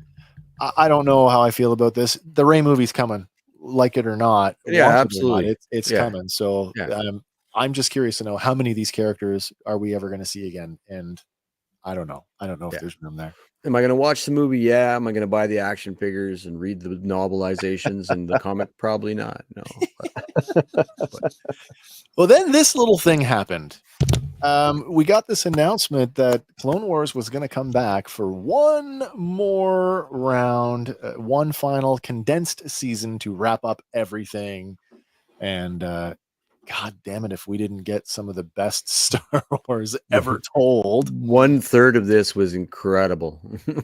There's I don't even know what they call it, but there is a fan cut of Revenge of the Sith that includes all of the footage from the that arc of the Clone Wars. Yeah, there's an even newer cut that it includes the Mandalorian stuff with Ahmed Best and the Obi-Wan Kenobi. That's super cool. Yeah, I'm just glad they brought Maul back.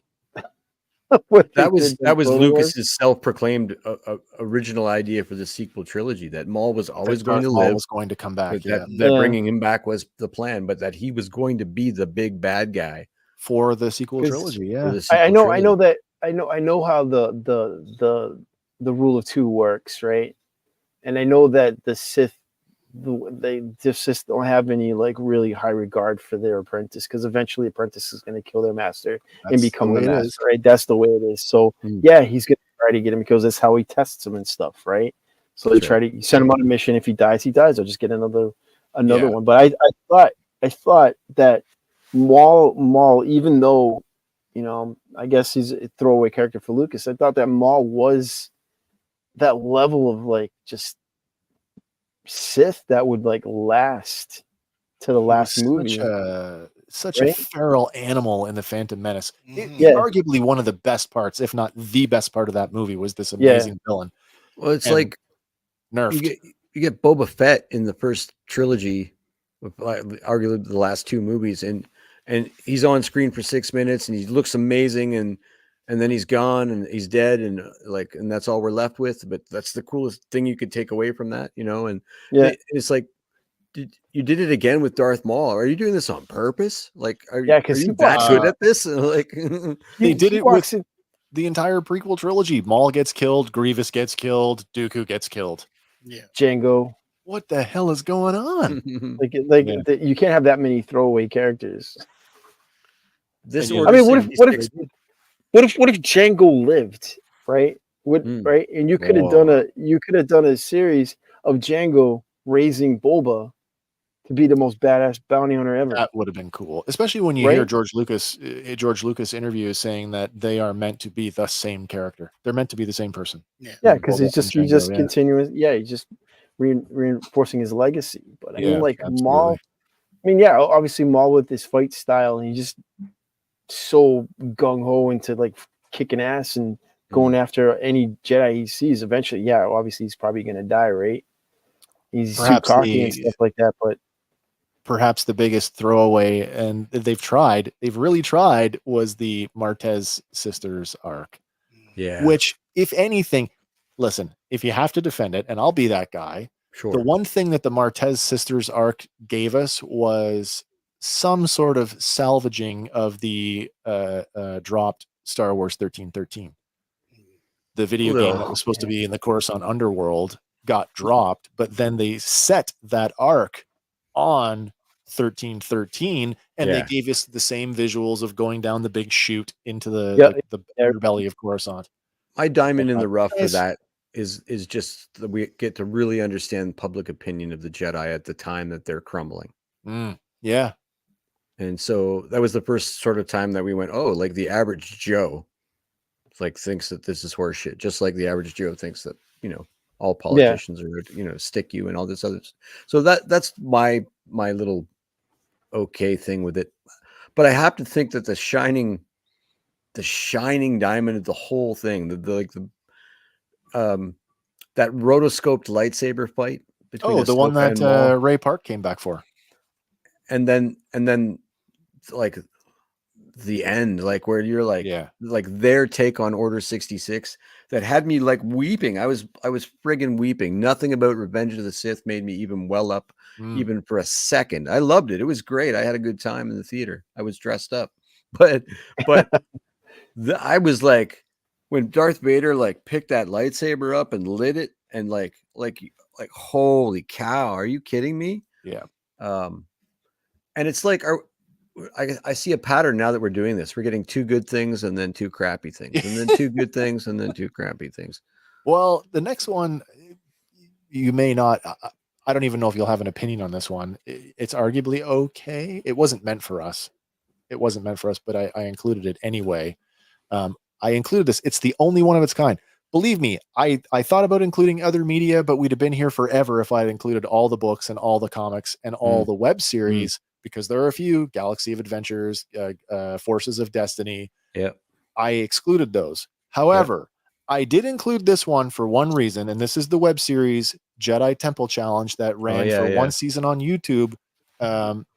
This was the return of Ahmed Best to Star Wars in the role of Jedi Master Kelleran Beck, who turns up later on in The Mandalorian in the flashback sequence as the guy who essentially spirits Grogu out of the temple. I thought that's worth mentioning. Has anybody watched any of these? I have not watched it. Yeah, it's out there. You can look it up. It's I just watched it. It's a game show. Yeah, it's essentially a kid's game show. It's like something you would have seen on the old Nickelodeon. I like the way that they've done it. I watched an episode just to say I did. It's set on a Pelta class frigate, which is a in canon ship that we saw lots of those on Rebels. And he's going around the galaxy and basically basically just teaching these kids like life lessons. Yeah, it's kind of cool. Okay. They actually gave Ahmed Best creative freedom to develop the character the way that he wanted to. So like he's responsible for the name of the character and the portrayal of who he wanted to be and what kind of Jedi Master he wanted to be. And cool. because he's working with kids, he's got this real paternal sort of yeah, exactly. All right. So, but I like you guys, I have not, other than a few clips and stuff, I have not watched a full episode of this.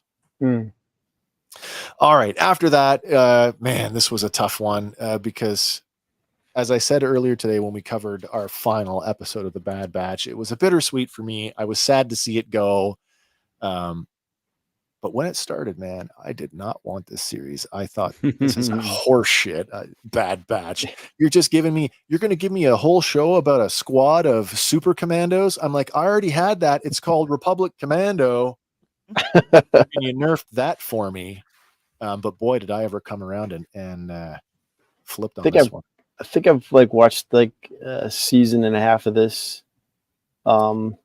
I was like you. I was like, I don't think I'm gonna dig this, but then I started watching. I'm like, oh, this is kind of cool. It's good. It's good. I give it far more credit now than I ever did at the beginning because I was so like, what?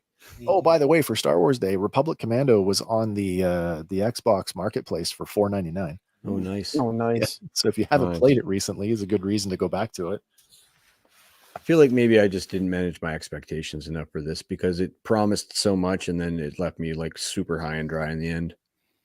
And I'm trying to remember the journey and not the ending because, like you said, so much that was just left there that especially in this last season. Yeah. But season 2 was so much fun. Yeah. They did weird and wacky stuff that just made me go like, wow, it was certainly an evolutionary step from season 1. It almost works better as an ongoing without the stakes being so high. Yeah. The best thing is I got to hang out with you guys for 3 years and do this. Like that's right. Yeah. You know what I mean? And The Mandalorian for that matter. I would be in front of a mirror gibbering about Star Wars shows to myself if it wasn't for you guys. So conversations we'd be having with our yes, my wife has actually pointed out that she does engage me quite a bit in my gibbering. This is the kind of stuff and the mirror. Yeah. This is the kind of stuff that I kind of like that I want them to do in Star Wars. It's like these little, I guess, short season shows that deal with stuff within certain time periods. Like this is before, this is just after the Sith, Revenge of the Sith, dealing in that time period.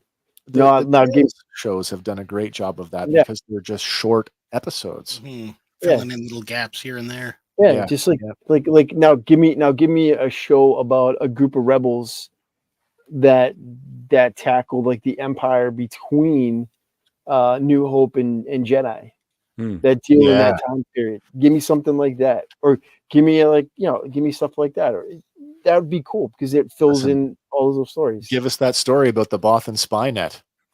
Yeah, that too. Yeah, man. for sure. That'd be great. Yeah, Rogue 2. No, how about a couple of stormtroopers that decide they don't want to be stormtroopers anymore and defect? That would be cool. Oh, that would be super cool. How about the defection of Crix Madine leaving because he was a high-ranking officer who joined the rebellion? That would be cool. Or even for after Jedi, what was that Crimson Empire where the Royal Guard. Yeah, Karner Jax and what's the other guy? I can't think of his name. There's two. That would be a dope little story to throw in there. It'd be pretty cool. Agreed. Yeah, absolutely. Well, the Bad Batch kind of came in, and while it's gone now, there's definitely going to be more. I think it'll have lasting effects. Talking about short episodes, we get 2 seasons of Star Wars Visions. Kind of what they did with the Animatrix. They did another thing with Batman where they did a similar thing and a bunch of different shorts in different styles. Yeah. And this worked for me a whole lot more than I actually thought it was going to. Yeah. It just it feels like it's a bigger galaxy this way. You know what I mean? Like, How do you at the heyday of Jedi, there's 10,000 Jedi to tell stories about. Yeah. How do you feel though that have intentionally, and they announced it right as it was happening? By the way, Star Wars Visions is not canon. How do you feel about that?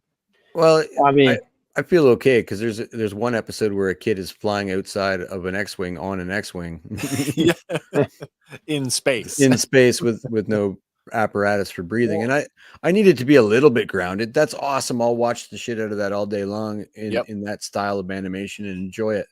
But if you're going to give me something that's world building elements, I need it to be a little bit more grounded. Yeah.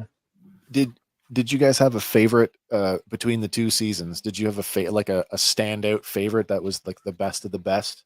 I couldn't tell you which one it was, but it was black and white and red, and it was more like a traditional samurai kind of. Yeah, that's the one. First episode of the first season. There it is. There it is. That's the one.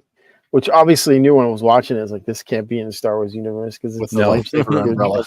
But how badass would it be to have one of those guys be a Jedi? Seriously, we made jokes about that because that happened right in the middle of season 2 of the Bad Batch, and it seemed like every episode of the Bad Batch they were coming up with a new use, like they were doing something different with the power droid with Gonki. yeah. And then we saw a power droid in Visions, and it's like, oh, it's a tea service now. So I kind of laughed at that. I think for me, the one that was done in the Wallace and Gromit style in season 2, the racing. Forgot about that one. I love that one. I should rewatch them because they're probably highly rewatchable, and I just sort of got lost in the rush, I guess, of all the other things that are going on. Did you have a standout, Andy? I'm with Hank. I like the Ronin one. Yeah, it's super cool. Yeah, that's the one that got the novelization, right? Yes, it did. Yeah. Well, and then of course, since I was a kid, and since I started reading the books, my favorite character in all of Star Wars has always been and always will be Obi-Wan Kenobi. Mm-hmm. Arguably a show that people said we didn't need, and yet it came, it went. I think we all liked it. Definitely. I don't think he, like I said earlier, I don't think he should have faced Vader at the end, but I did like it. I mean, there's that one scene in this where Vader's in that town. He's just dragging people down the street. Yeah. That is the Darth Vader that I want to see fully realized. He's a murdering evil Sith Lord. Yes. Yeah. Absolutely. Yeah. I like. I was about to say, where is the character that is responsible for destroying entire planets? Yeah. I mean, like I said, I liked it. I just didn't think we needed to see him fight Vader at the end. Like you could have went up against one of the Inquisitors. That would have been just as good. Absolutely. Grand Inquisitor would have been a good one for that. Excuse me. I did like his uncertainty, his plate. Like where was he within the Force? And that, this is the Obi-Wan Kenobi that has to deal with that on some level. He's probably thinking, this is my fault. He's a shell-shocked war veteran. Absolutely. Like, the state of the galaxy, the state of Darth Vader, of Anakin Skywalker, it's his fault. I mean, you got to think that he is taking all this on his shoulders because he trains Anakin, and I believe, like, wasn't he like just like the council told Qui-Gon no, and he reinforced that. Like they didn't, because it was his dying. He basically said to him in the novelization, "That's his dying wish, and I'm going to uphold it, whether you want me to or not." Yeah, notice like we don't need you to be rebellious. Okay, so but I think what's important about the battle with Vader, and it would have been just as cool to have him go toe to toe with the Inquisitor or any of even all of them would have been great. To watch him really grow. But the thing there is that the way he grows right there is he lets Anakin lets him off the hook in terms of blame for what happened to him. Oh yeah. The dialogue that happens is more important than the fight. We get some more context for that. That's from super a certain heavy point of stuff. view. When he says, "You didn't kill me, I killed Anakin Skywalker," and that's the narrative he brings forward into A New Hope when he gives that Luke that certain point of view. That point of view is Vader's point of view, Anakin's point of view. But and it also lets him know that there is no more hope in terms of this guy. The next time I meet you, you're Darth Vader. Right. Yeah. Right. You know what I mean? Aren't they doing a second season? So that there's talk that Ewan McGregor has said that he is open to coming back. I don't know if they've landed on anything worth telling, and I certainly don't have any idea of what do you do with this. I mean, now that Vader can't be involved at all. No, no. It's gonna have so then to be, maybe now we could fight an Inquisitor in such a cool fashion. You know, maybe there's room to follow to go down the Corky hole. I don't know. Well, we know that the Empire's not going to come looking for Luke because Vader doesn't know about Luke, but he's going to come looking for Obi-Wan. Yeah, there's a lot of that's and he knows where he is. This is the weirdest part. Is like he hides in his ancestral home, but those are rumors right now. I mean, I'll watch almost anything that's Star Wars based, especially Obi-Wan. Like, wasn't expecting like the emotional stuff that we got from this, which was really great. It was nice to see the real emotional stuff in the behind the scenes stuff where like, where Ewan talks about being a 6-year-old kid said like when Darth Vader walks out into this on set into that dark street where he first confronts him, he's like, I was 6. People. I was legit scared. I wasn't acting there. I was like, whoa! He almost got away the chills. Yeah. So that's this was a standout for me. And I don't know if I could put these in any order in terms of my likability, like between the Mandalorian, Andor, and Ahsoka. They just all have different. I could tones. probably put Ahsoka higher than them all, but that's like personal preference. Yeah, of course it is. Of course, in terms of but this has been these shows have been a string of successes, as far as I'm concerned. I liked some hiccups with the Book of Boba Fett, but not many. Whereas like the films and the animated series have both had like serious highs and lows. This has been pretty even keel for me. I liked Kenobi, not just because it's my boy, but because it was Inquisitor centric. And like I said, they've been my favorite villains since way back. And a lot of people don't realize, I've said this before, like Inquisitors. Yeah, Inquisitors were introduced in the West End games, in the role-playing game. So like they predate Rebels by decades. Easy. 87. Yeah, exactly. So they turned Jedi into Sith, well, not Sith, but into followers of the dark side. And exactly. Darksiders go get. That's exactly what happens. Spoiler: if you haven't seen Tales of the Empire, there's Avi becomes an Inquisitor. Yeah. So that's kind of I love them. After Obi-Wan, and I think that this show was just made for me because I'm probably one of the few people that really, really wanted this. Was Andor. No disrespect. I just didn't understand the purpose of this show. A lot of people didn't. It's cool. The character was cool in Rogue One. It's cool, and it's cool to see that aspect, that spy kind of aspects, and that rebel work in it. But it's like you could have done it a little differently with a different character and told the same story. I think because it's going nowhere. Like. It's only going to be where the ending of this one is. You know exactly where it's going. So for me, this is more about like the world building that they're doing here. Yeah, it's so good. Again, like no lightsabers in sight, and it's like it's dipped in this like other world. Like it feels closer to home than all the other Star Wars. You see the average Joe feels like Star Wars. Well, that's just it. This is the what impact is the rise of the Empire having on the everyday person. Yeah, we don't see that in other Star Wars. You never see a guy with a lunchbox, and that's the difference here. It's like that's pretty cool. Yeah, man. that's the only thing I liked about it. Really was that you saw like I said, the everyday Joe doing their jobs, whatever they're doing. Was everybody surprised when they learned the real line spoken by Marva that they overdubbed? Fuck the Empire. Fuck the Empire. I'm kind of glad that they didn't go with that. Like the shit when the one sergeant swore, it ripped me out of it. I went off on it. You did. We made a video out of that one. Yeah, that was good too.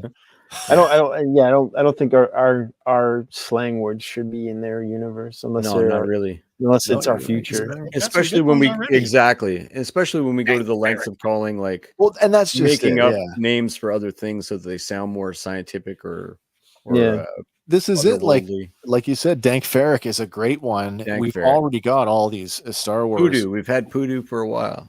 We've had that for like over 30 years, man. Right. But shit ripped me right out of it. But I mean, the espionage of the show is cool, and the things that they do is cool. It's like I just question why the character, because from street urchin to a rebel intelligence officer, that's an interesting story to me. Mind you, I'm also the guy when you ask the question, who wants to watch a 2-hour movie, a Star Wars movie about politics? Yeah. Yeah, that's me. I would sit in the Senate meetings. That's right. And now the committee on basketballs. I don't know. But we get to see what's the it's all well and good to actually rebel against your tyrannical oppressor, and we see the superhero versions of that. But you get that speech from Luthen Rail, which is it's unparalleled. Even I can't remember the last time I saw a movie or a property that had a speech in it that gave me the willies. It was so true and powerful and grim and optimistic and all these things at the same time. And then the actor's delivery. The speech that when he's talking to the double agent. I'm fighting for a sunrise I'll never see. Yeah. What do I give up? That's everything. Everything. Yeah. Crazy to have that level of this is Space Wizards and stuff. To have that level of intensity. You say there's no lightsabers, but there's that Fondor Hallcraft, and we still don't know about those crazy laser weapons that came out. Right. Andor is getting a season 2. It's under production, in production right now. And this is a weird thing. Like Tony Gilroy has done I'm not going to go over it, but check his body of work. It's extensive and there's some good crap in it. And he has just come out recently and said that the thing of his whole career that he's the most proud of is Andor season 2. Oh, nice. That says a lot. That's the most recent though. Isn't that always? It's like ask the musician what's their best record, and they'll say the one I just made. Well, right? maybe, and he could be just going I better say something nice. He's a self-professed not a Star Wars fan, which is what makes it's intriguing to see that take when it's not Zack Snyder jerking off. You mean Rian Johnson? Oh, sorry, yeah. Well, so this right, correct me if I'm wrong. I think this is 5 years before Rogue One, right? Right. Yeah, that's right. Yeah. Okay. So it just leads up into his rise into the rebellion. Yeah, and the next one is reportedly covers that 5 years. So it's it will end where Rogue One starts, basically. Yeah. It should be interesting to see now that they've come out with this, and and I've got some time invested in it because I did watch the whole series. Yeah, I'm interested to see how Mon Mothma at some point she's has to make that leap to. There's from wealth to whatever to there's a breakdown in that marriage happening here very soon. Yeah. What's more interesting is what's going to happen with her daughter. Which way is the daughter going to go? Is she going to side with dad or is she going to side with mom? And what's mom? But again, parallels to that speech from Luthen. What's she ready to sacrifice? Is she ready to sacrifice everything? Because her everything is her husband and daughter. Mm-hmm. That's right. Maybe we'll get some Bothan spies in that. Maybe. Yeah. Loved it. Can't wait for the next one. Tales of the Jedi. Six short animated features that covered 2 stories. One was Ahsoka Tano, what happened after she left the Jedi Order. The other one on the evolution of Count Dooku. What'd you think of this one? I have not seen these. Oh, really? Oh, really? Oh, yeah. I feel about Ahsoka Tano the way you feel about Obi-Wan Kenobi. Yeah. Such a well-rounded character. Such a the what they put her through, and to have her come out like the Shawshank Redemption, crawl through a river of shit and come out clean on the other side. Yeah. And to watch a character grow from a child into an adult and into just phenomenal stuff. And so these 3 little episodes where you get to see her origin story, which is kind of cool because it was just unspoken before. Yeah, she was the first episode is her as an infant. Yeah. And then a couple of takes on Legends appearances by the character, super strong, and the parallels with like that stuff that happens to Dooku, although it's not Dooku's origin, but Dooku's actual turn to the dark side. Yeah, that's what I was going to ask. It's super strong, and again, it's like, give me a reason to tell the story, and okay, but all 6 of these work because they show one character's rise and another character's fall, so they even work in tandem as parallels. Nice. I think we get that too with Empire as well. They've learned from, and I won't call it a mistake, but they've learned from what they've done in Tales of the Jedi, and they didn't repeat that with Tales of the Empire. In Tales of the Jedi, those 2 stories, they're not consecutive. You've got like, here's an Ahsoka one, here's a Dooku one, here's this, and it jumps back and forth. I think they're chronological. I think that is also true. Yeah. Whereas in Tales of the Empire, it's like, here's the 3 Morgan Elsbeth stories, and here's the 3 Barriss Offee stories all together, which I think I actually liked better, to be honest. The Dooku one I really liked, because I was that guy that when I say read the novelizations of the films, right, there's a lot going on in Dooku's mind in the Revenge of the Sith book. Like, he believes what he told Obi-Wan in Attack of the Clones. What if I told you there's a Sith Lord running the galaxy? There's a reason that he's a Sith apprentice, but his eyes haven't turned yet. He believes that he is the right way. What he's doing, the political side of things, he believes that he's right.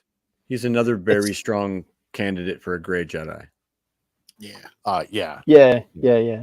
He's one of my favorite characters in the Sith, in the Revenge of the Sith. I think in the second one and the third. Attack of the Clones. Yeah. In the Attack of the Clones, I thought he's a perfect villain. That's not really a villain. He's just doing what he needs to do because he thinks he's doing the right thing. He's a foil too. He is in the end, right? As Kiadi Mundi says, Count Dooku is a political idealist. He really is. He really is. All right. After Tales of the Jedi, we get this one, which I have yet to watch the entire thing. I've tried. There's a series of web shorts, but there is also an entire television series on Disney Plus. It's Star Wars Young Jedi Adventures, and it's our first visual property to be set in the High Republic era, some 200 years before the movies. Now, I watched a little. It's fun, but it's not. It's obviously not geared towards me. No. Now, are there kids running around with little lightsabers? Yep. Yoda's a character in it. Because Yoda would only be it's set 200 years before Phantom Menace. He'd only be 600 or 700 years old. The whole High Republic initiative is it's a very auspicious undertaking for them. For Lucasfilm, because it was a big multimedia thing, right? There was a series of young adult novels. There were a couple of like regular novels. Yeah, they're pretty strong. And now the comics are pretty strong. This is just like playing around in that world. And then the Acolyte is actually technically not like it's 100-year time jump. So we haven't really. It's towards the end of the High Republic. Yeah, although the comic jumps 3 times in time, it's like 300 years before A New Hope, 200 and then 100.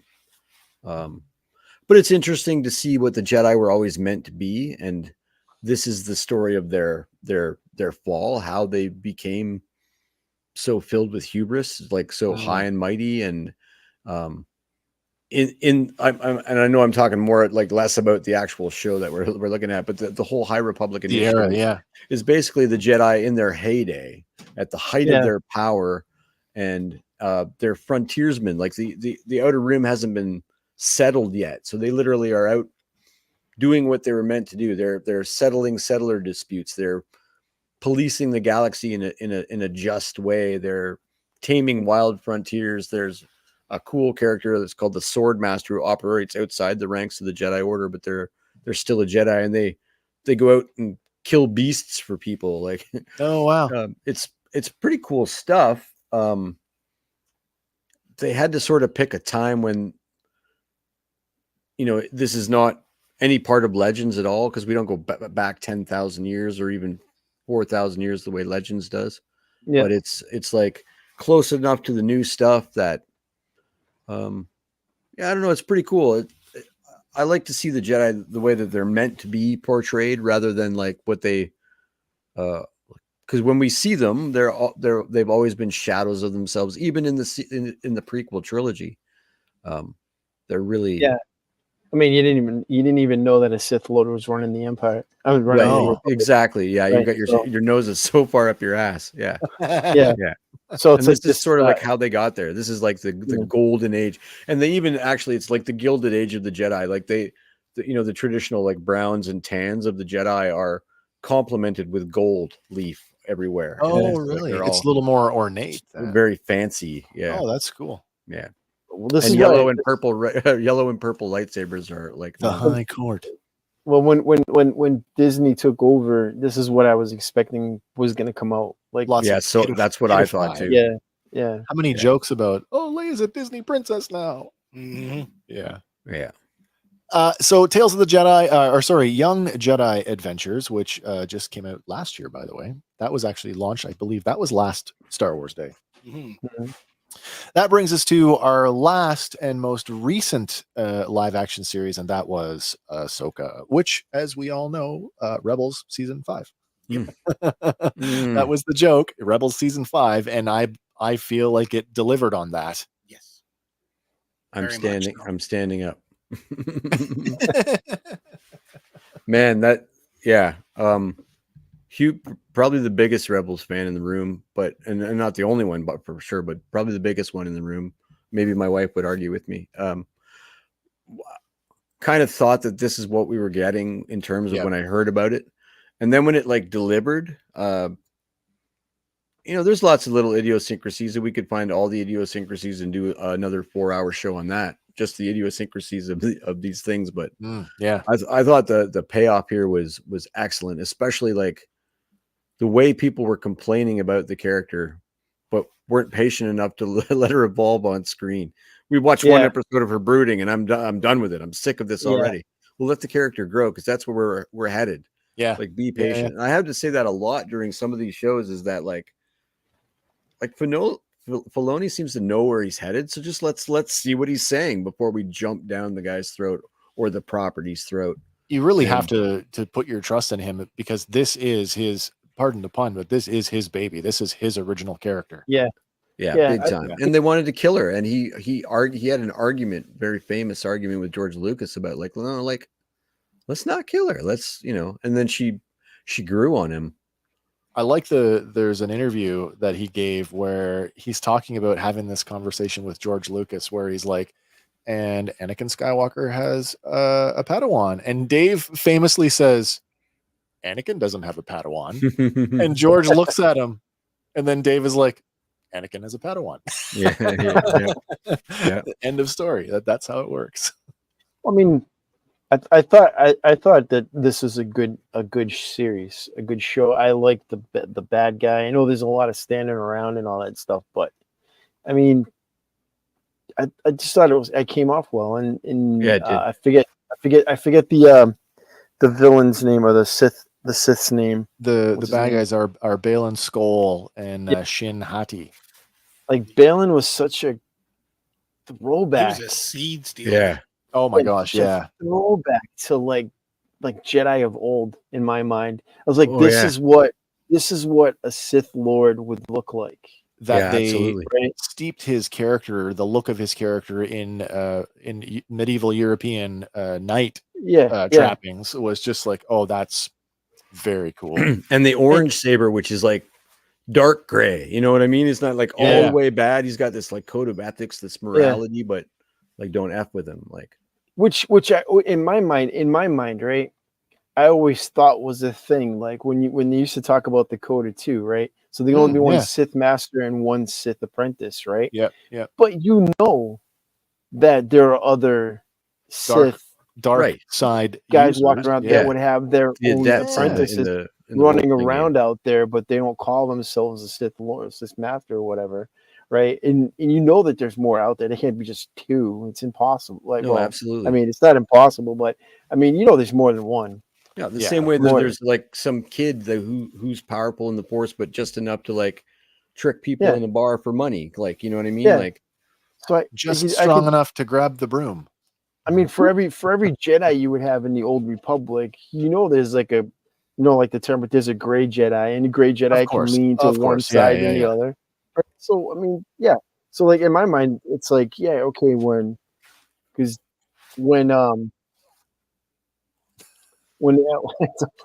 Palpatine's training, when Palpatine's training Vader, now you have this guy out there, and he's clearly on the dark side. That he know. I mean, clearly he was a member of the Jedi Order at one time. He name drops. Not everybody knew, and he know. It's implied that he knows. He says not everybody knew what became of Anakin Skywalker. Oh, so you know that he's Darth Vader? Yeah. What? So it's like it's a lot of world building. It tells me that there's a whole lot more out there in that universe. Yeah. Than just what we know. Like Vader didn't hunt down every Jedi. Clearly not, because he's standing in front of you. Yeah, I put out a meme during this when no, there is another. Well, there's roughly 40 more.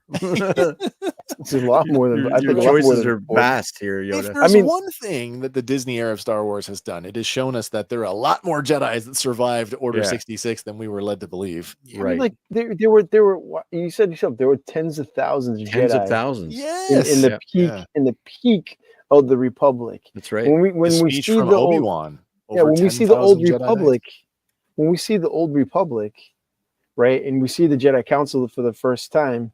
Yeah, and you get all these cool Jedi sitting around in this room, and you realize how big that the temple was. You realize there must be thousands and thousands of Jedi out there that aren't even involved in the Clone Wars, and then that aren't even there. Right, and then you start finding all these when you go visit other properties. Like the Jedi Survivor games, you're like, oh, here's a temple. Like, oh, here's another temple. And in Rebels, they find several temples. They find Sith temples. They find, Think about this for a minute too, right? I mean, they're taking these people as children. Not everybody gets selected as a Padawan learner. So you have a bunch of Force-sensitive children that don't necessarily make it as Jedi that are still given jobs. And you have in Legends. Aren't the Jedi, the temple protectors, or I forget what they call them. They're not. Yeah, they're not full Jedi. They're Jedi. I don't know what I believe I read it somewhere. I think they're not. They're Jedi that didn't quite make it to become a Jedi. So maybe now they're selected as a Padawan. Yeah, no, they were. Well, they weren't. They weren't. So the Grand Inquisitor was a temple guard. Yeah. They're not fully. They're not fully.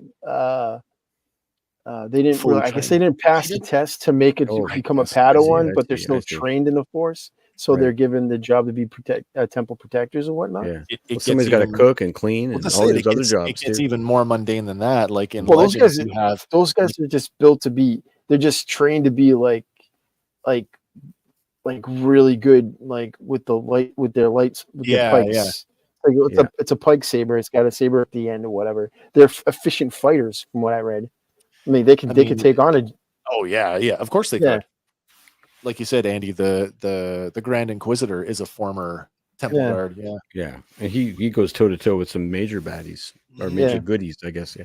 In Legends, you have things like the Agri-Corps. So you have people that were taken as children that didn't make it as Jedi, who now are basically helping the galaxy farm.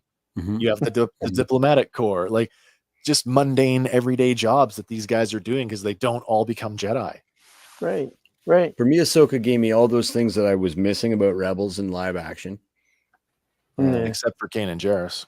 Well, I got a photograph of them. We did, but we only got that just recently. Yeah. The unblurred high-res version of that just got dropped. But it also speculated sort of bridges the gap into my favorite Legends property, which is the Heir to the Empire novels. And I can't believe we're not headed suspiciously that direction with these Filoni movies. Let's quantify that, because Heir to the Empire, the first book, that's the strongest of them all. Sure. They get progressively weaker. Yeah, they do. They do. We're there. We're adjacent. We're at Mount today. We were there. We were at Mount Tantus today. Fully. And like we said in our Bad Batch review, there's 2 mountains in that show, and we've only seen the fate of one of them. Well, not even the fate, because they're just shuttered. They're not destroyed. True. That's true. So I feel like that's just going to be coming back in future media, possibly Ahsoka season 2. I just want to take a second here. I'm going to put this up, and not to embarrass anybody, but we have a message from Xazyl. Hey guys, I'm sorry I missed the show. I came down with a cold and the medication knocked me out. I slept through my alarm. I am so sorry. All is forgiven, sir. You can hop into the wrap up. Forgiven. Hop into the wrap up. We had a whole portion of the show dedicated to you, and unfortunately you missed it. So it's now become the Xazyl hole. The Xazyl hole. The Xazyl hole. And we've kept that up the whole show, hoping that you would show up, but it's okay. It is totally okay.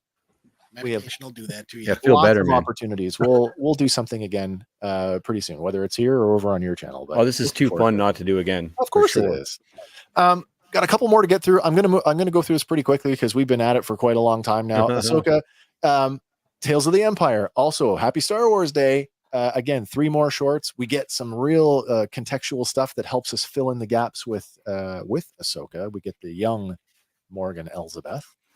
So this steers kind of like, I enjoyed it. Don't get me wrong, and we'll talk Tuesday at length. Length on it, yeah. This steers into the territory of: do we really need to know these stories? Are these 2 stories that matter a whole?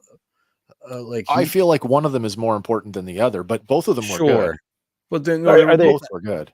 Are they Jedi related? So these are yes, yeah. The Barriss Offee one for sure. It picks up right after her imprisonment on Coruscant.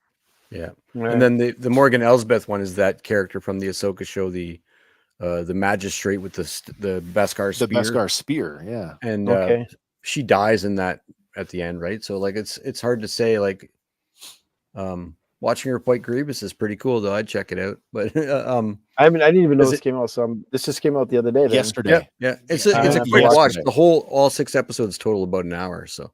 Yeah, oh really? Yeah, maybe a little more than an hour, but you could easily watch it in one sitting. In a sitting, easy. Yeah.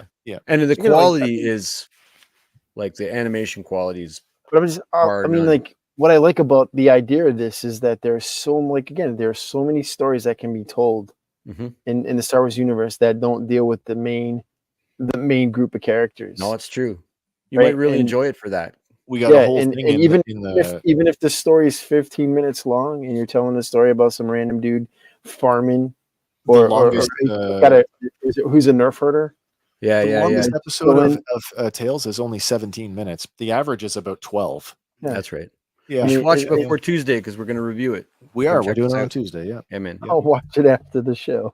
Wicked. But this is exactly what you were talking about. These are just short episodes that fill in some of the plot holes or little gaps that flesh out things that, like you say, maybe we didn't need it. Yeah, but it's nice to have it. No, it's absolutely. And I just felt like I guess the first Tales of the Jedi, which is the predecessor, you could say it's season 1 of this line of thinking. They told more important stories, if you will. Oh, look at that! Is he in? Better late than never. Boy. There he is. Welcome to the show, sir. Welcome to the show. Hey, bud. I'm back and in greater numbers. Oh, perfect. That's right. That is right. All right, both you and Adam. Reset all the slides back to the beginning. We got to go through them again. Back to the beginning. All 3 hours. Of us. Use take 2. Sorry, good to know you're on your feet. You're mobile. How are you doing? Everything okay? I'm in my bedroom. I'm on a chair. I'm not on my feet. We're all good. Let's do it. All right. Well, we're gonna move right along. We've just covered 20 years of Star Wars. No. That's all right. You've agreed with everything we've said. That's right. Absolutely. If Gaz has said it, I concur. Oh, that's awesome. And only one Megaforce reference tonight. Only one. He was waiting for me. Let's do it. Thumb kiss to everyone. To be honest, it was me. I brought it up because after asking where I could find this movie, he'd said that it was on Apple TV, and I immediately went out and rented it, and I watched it, and so we had that to talk about. Oh, perfect. Yeah, it is a great movie. And he loved it. He says one of the best movies he's ever seen.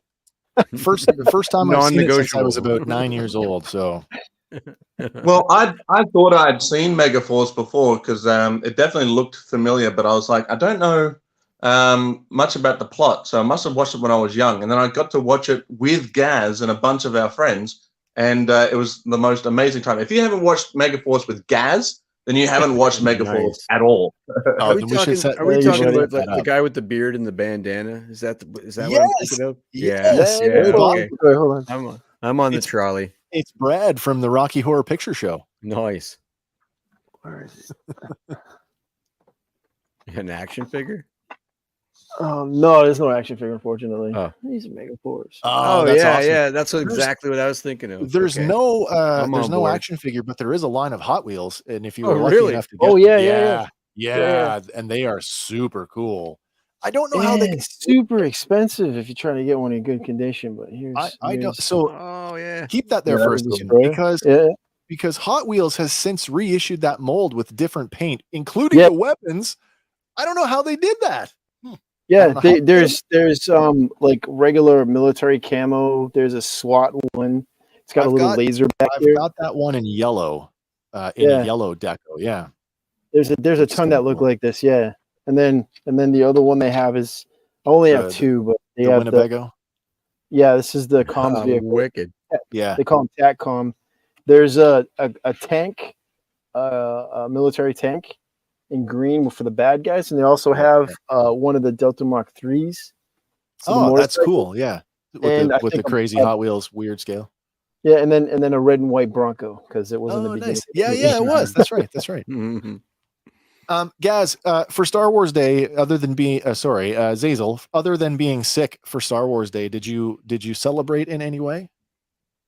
Well, we were going to watch a slew of Star Wars movies, but I only had it in me to watch one. You get 1,000,000 Force points if you can pick which one we watched. Well, did you stay home to watch it?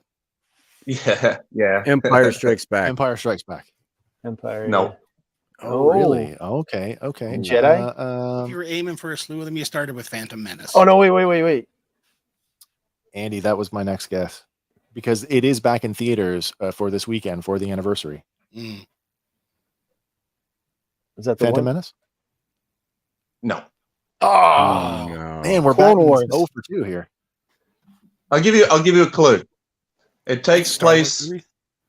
It's the holiday special. No, it takes place right before A New Hope. Oh, Rogue One. Rogue One. Nice. Rogue One. Yeah. That's an easy rewatch. I just said that. It's an easy watch. I can put that one on any day of the week. It can be easy background. Love it. Again, for me, the best one. Oh, sorry, Gaz. Go ahead. I was gonna say the best one in the Disney movie catalog. Disney canon so far. Yeah. It's hard to argue. Oh, they got so much hate anyway. But the fun part at the end is to try and decipher which is original footage and which is new footage for the pilot. I was doing research for our finale, our wrap up of the Bad Batch, because Tarkin's Star Destroyer makes an appearance in Rogue One, but in the teaser trailer and not the final cut of the movie. So it's like, what else got cut from the movie? Because the teaser trailer looks a whole lot different than what we got. It really does. Like the TIE fighter coming up. The tower. Right, on the tower. That's not in it. But that looked cool in the trailer. It totally did. Jyn Erso is a sergeant. She's a rank and file. Like she's a sergeant in the military in the rebellion. That didn't happen either. I kind of liked it that she was like a prisoner or whatever, and they just recruited her to do the mission. Because again, I like it because it gives you that like Dirty Dozen feel to the movie. Oh yeah, it does. Yeah. It does, doesn't it? Yeah. They're like straight out. You're just a throwaway. They're willing to go crazy lengths. You do this job for us, right? Well, just to bring Xazyl up to speed, we've been going through the Disney canon of Star Wars properties through film and television, and we've just wrapped up on Tales of the Empire. That is everything that has been released to date. Before we wrap up the stream, I did sort of want to talk about what's coming next and what's on the slate, and we can maybe speculate on some of the things that potentially are coming. The next one on the slate is The Acolyte. That's coming in June of this year. We just got our final trailer for it yesterday. Scary looking. It looks good. I think I'm able to manage my expectations with this because I'm not overly invested in it. So I think I can watch it and enjoy it for what it is. I'm moderately interested in anything Star Wars. As am I. A little bit of how the Jedi kind of crumble, even in long form, is interesting to me. I'm not necessarily down with making the bad guy the good guy in terms of turning him into the protagonist. Is this going to be a flip? I'm always that guy that when you play a video game and the option is to make the good option, I don't know why, but I always make that good option, and I never do the evil replay, not even in the Star Killer games where arguably it's cooler to do that. I did the same thing. I played everybody on the light side. And I always think of something I heard Dave Filoni say. It was like, why would you identify with the bad guys? They're the bad guys. but I do know that a lot of people do, and I'm not judging anyone. But I question the wisdom of turning a bad guy like a Sith into a protagonist. But let's see what you got.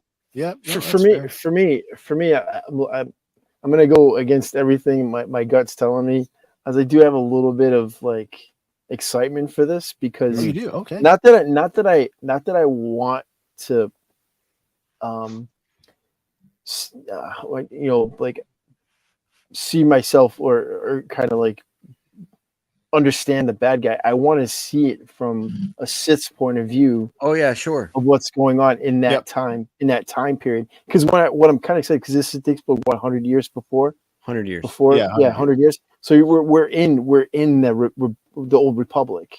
Yeah. I want to see that just like interaction of what a Sith goes through because they got to hide who they are, especially if they're a Jedi like Dooku. He's got to hide who he really is. Our understanding of the Sith up until the Phantom Menace was that they had been absent for thousands of years. Yeah, exactly. And we all know about the Rule of Two. So I'm kind of interested in seeing that. Not that I want to identify with them. I just want to see that portion of it. And I think it'll make for a really good story. And hopefully some cool Sith battles, which would be great. I'm interested to know. I'm curious, I guess, if somehow this will tie into Sheev Palpatine and or Darth Plagueis. Yeah. Well, maybe not so far away. Do we know how old Palpatine is? Because he wouldn't be alive. He's in his 60s. He's human, so we have that to go on. But we don't know what was his master was. What a Mun? I thought it was Moon. Wasn't it Darth Plagueis? No. Yeah, I thought Plagueis was his master, wasn't it? Well, one of his masters, right? He was. So maybe they'll touch on that. Maybe not. That's what I mean, like that. I'd be cool. The adjacency, that connection that way. Well, I mean, if they do follow the Rule of Two, then it's gonna have to be like somebody. If he was around at this point in time, then you're gonna have to see that guy because he would be the Sith Lord. We've never seen that on TV or film. We've never seen a Sith Lord topple their master. No, that's true. Yeah. And it's an interesting take. Like if you consider like just flip the rules and it doesn't matter good or evil, but you say like the Jedi have become the Empire, like or were originally the Empire, like this gilded, you're better than we are and you control what we do and what we say and how we think. And then the rebellion being these like opposite force users. So there could be an interesting take there for sure. Right. Yeah. Apparently Palpatine was 84 years BBY born. 84 BBY. Yep. 84. Oh, okay. Wow. He's old. He's old by the time he goes down the shaft. Yeah. Oh. Hank, you had said one time Star Wars is better with lightsabers. Yeah, I agree. And apparently this is going to deliver a lot of lightsabers. It does seem to have an Attack of the Clones number of lightsabers in the trailer, and at any rate. I mean, that's just one sequence. Is that going to be the big flash in the pan, or is it going to be more consistent? I don't know. In the novels, which is hard to visualize, and like, I mean, you know, certain every average day visualization, but certainly in the comics, there are vast battles, and numerous battles with dozens and dozens, if not hundreds, of Jedi at the same time. So it's more of a common occurrence for sure when your ranks are swelled that much. Earlier, I taught, and you're like openly using the Force. You're not in any way, shape, or form like, pull the lightsaber out in a drop of a hat. It's a sigil. It's a symbol of your power. Yeah. Earlier tonight, I was talking about the fan, how broken the fandom can be at times, and the vitriol and stuff. And I cannot wait for all of the dinosaurs to lose their minds over lightsaber whip, because it's coming. Yeah. Well, I mean, in one of the games they had. In one of the games, I think it was in the Starkiller series, the girl had the billy clubs. Yes, the Tonfa. Yeah. So that were really cool. I think the light whip is it's a Marvel Comics throwback. That's Lumia. Oh yeah, it is. Yeah, Lumia from the Marvel run. But that is the next one. That is for sure. I'd mentioned it before that Lucasfilm likes that Christmas release day. Oh, sorry, I forgot Skeleton Crew. Oh my God, yeah. Goonies in space. Yeah, that sounds like I would watch it. I'm all for this. Andy, you had speculated that perhaps elements of the Bad Batch might connect to Skeleton Crew, and I want to believe that now in light of those kids. And what is this? What is this now? So Skeleton Crew is being branded as a Goonies style movie where oh my God, what's his name? TV show. Jude Law's did I say film? Yeah, you said okay. Sorry, you are right. TV show. Jude Law's character apparently is a former Jedi, and he is saddled with a bunch of kids on some space trucking adventure. Whether it's we have to get somewhere. Yeah. And it is a Favreau Filoni sort of situation too. I feel like there is room for this to tie into the stuff that was established in Kenobi with the Path. In fact, we got a taste of that in Tales of the Empire. Because that wasn't like so heavily involved in the Filoniverse stuff, I feel like this is probably I think you might find that these kids and this whole thing is set in that other galaxy that we saw in Ahsoka. Oh, in the where Peridia is. It would be a perfect way to bring them into the Filoniverse. Oh, I never even thought about that. Yeah. Pretty interested in this. Like you say Goonies in space, and I go, okay. Yeah, I'm in. Okay. Yep, so I've heard nothing about Skeleton Crew. This is the first time I'm actually looking at it. Yeah. But I'm interested. I'm interested to hear more stories about Force users that don't want to be either Jedi or Sith. They just who they are. I agree with that. I want a whole thing about the Bendu, and I want Doctor Who to come back and do it. The thing in the middle, the Ashla and the Bogan. Well, if we're gonna Goonies in space, then they need to do like Monster Squad in space. Oh yeah, I'm telling you, something like that. Yeah. Stormtroopers got no hearts. We don't have a release date for this yet, but this is this imagery is stuff that was shown. The next one in the pipe, at Celebration. So, I guess this late 2024, early 25. Yeah. We just don't have a for sure yet on that. But yeah, you're right. It is the next one in the pipe, and then we have a confirmation. The next feature film is May 22nd, 2026. That is confirmed. That is The Mandalorian and Grogu. But we've got December slots all the way up to 2027. And there are a few things. There are a few possibilities here. And we can talk about the merits of these as we go through them. So like I said, May 22nd, we know for sure that is The Mandalorian and Grogu. That is a Jon Favreau directed film. That is our season 4 of The Mandalorian. I don't think we're going to get another actual television season out of this. No. Unless you do, and it'll be like following Bo-Katan the next, whoever the next Mandalorian. I think they should do that. I think they should totally like move on to another Mandalorian until we said that in our review series. You could do it. How many Mandalorians are there? You could have books of everybody if you really want to. I mean, you can even, like I said. Sorry, go ahead, Xazyl. No, go ahead, Xazyl. Well, I think The Mandalorian was at its strength when it really leaned into his bounty hunting. Yep. When I saw the first episode of season 1, I thought, yes, this is going to be a great show of bounty hunting, episode to episode, Western style show. Yeah. And then it quickly flipped to something else. I enjoyed what it became, but I was actually really looking forward to, at the end of the last season, going back to its roots and having the Mandalorian be the Western star of old, where, you know, gunslinging and rounding up the posse and all of that cool stuff. Yeah, I agree, because the last 30 seconds of season 3 was like a reset for them. On the I love the lone wolf and cub angle too. Like, I did enjoy that as well. Like, that was part of I mean, but the Mandalorians, like as a whole, pretty much reside in the mercenary bounty hunter culture. So you could, after this movie, I mean, if they were going to do it, they could keep the show going, and it could be a new character that exactly is a bounty hunter or mercenary, and a whole new story opens up. Or you can even take it back. They're not, into like an Old Republic area where they were still doing the same thing. They're not going to not wring out the cloth that is Grogu for all it's worth. That's the problem there. They should just do a Grogu show then. After no, absolutely. Grogu, but I agree with you. I would love to see anybody in this style of helmet doing their thing.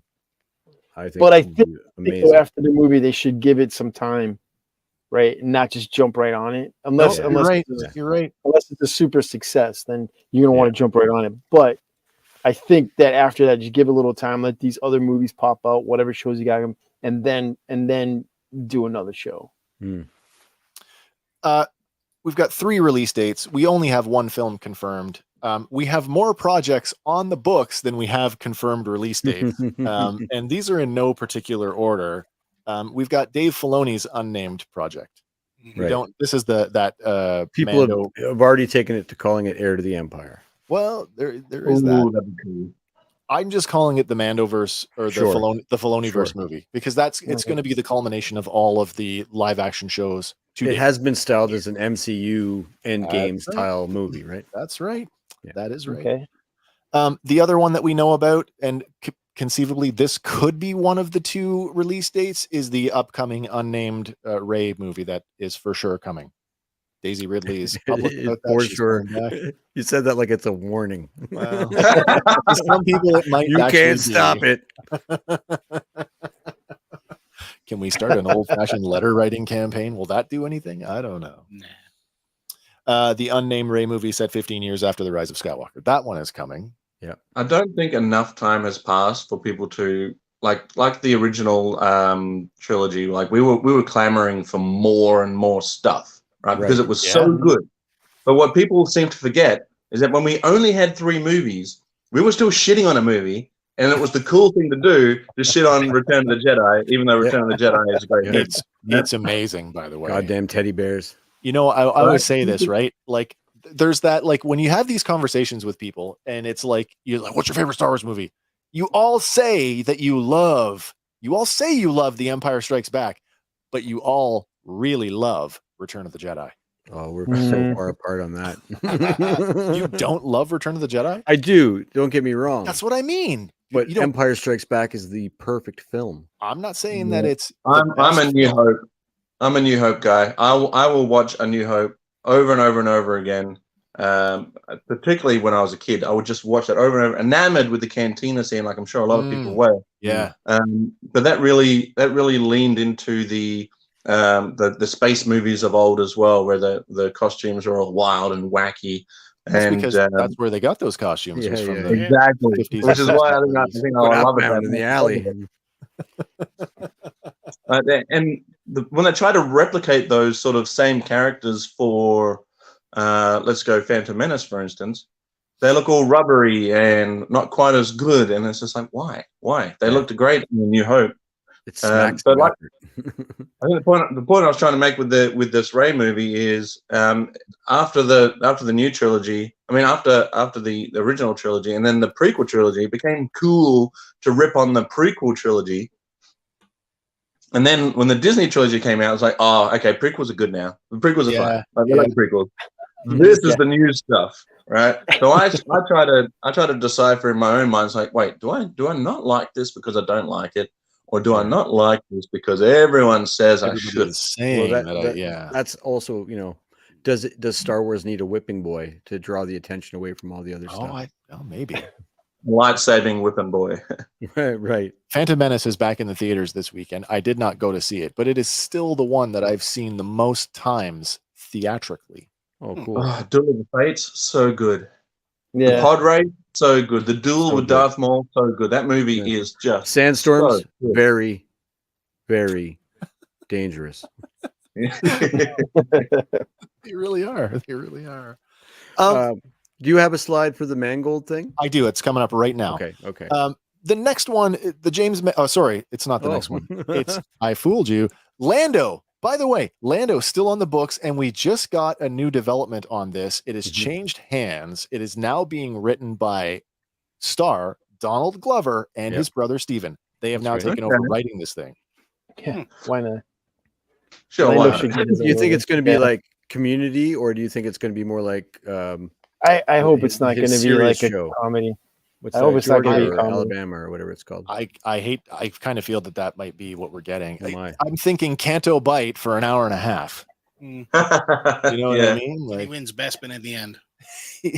Well, that's actually a great story. How does he decide to go legit? Yeah, because at the end of Solo, he's just an angry guy who's pissed off that he just lost his ship. Yeah. So they can do like a. I'm trying to think of a movie. He just shows up at Cloud City and just goes all shaft on them all and takes it over and starts running it. That's what he should do. Yeah, that would be interesting. But turns out there's a second more capable Lando in the world, and they mistake him for that Lando. Right. His twin brother that we did. They talk about Bespin being overseen by the Mining Guild, which is why the Empire doesn't have a presence there. But we've already established in Star Wars continuity that these guilds sometimes are as lethal, if not worse, than the Empire. Heavy. Yeah. How did they let this guy in? We could give him a helmet. You could do the Landalorian. The Landalorian. Oh my god! Yeah, that's true. That's true. I like it. That's true. Sorry, Hank. I tricked you. We are now going to talk about it. James Mangold. James Mangold, by the way, you all have heard of him before. Logan fame. Now, Logan. Exactly. Yeah. Oh my God, Logan. Just watch Logan. Let's do 3 hours on Logan. I'm excited as hell for this.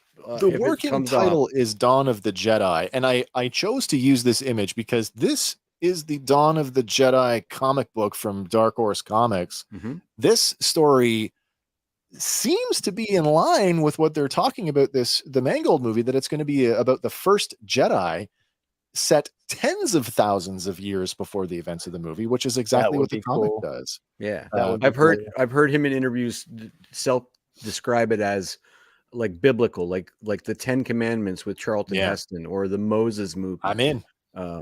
About how the Force is discovered in the galaxy, and I'm in.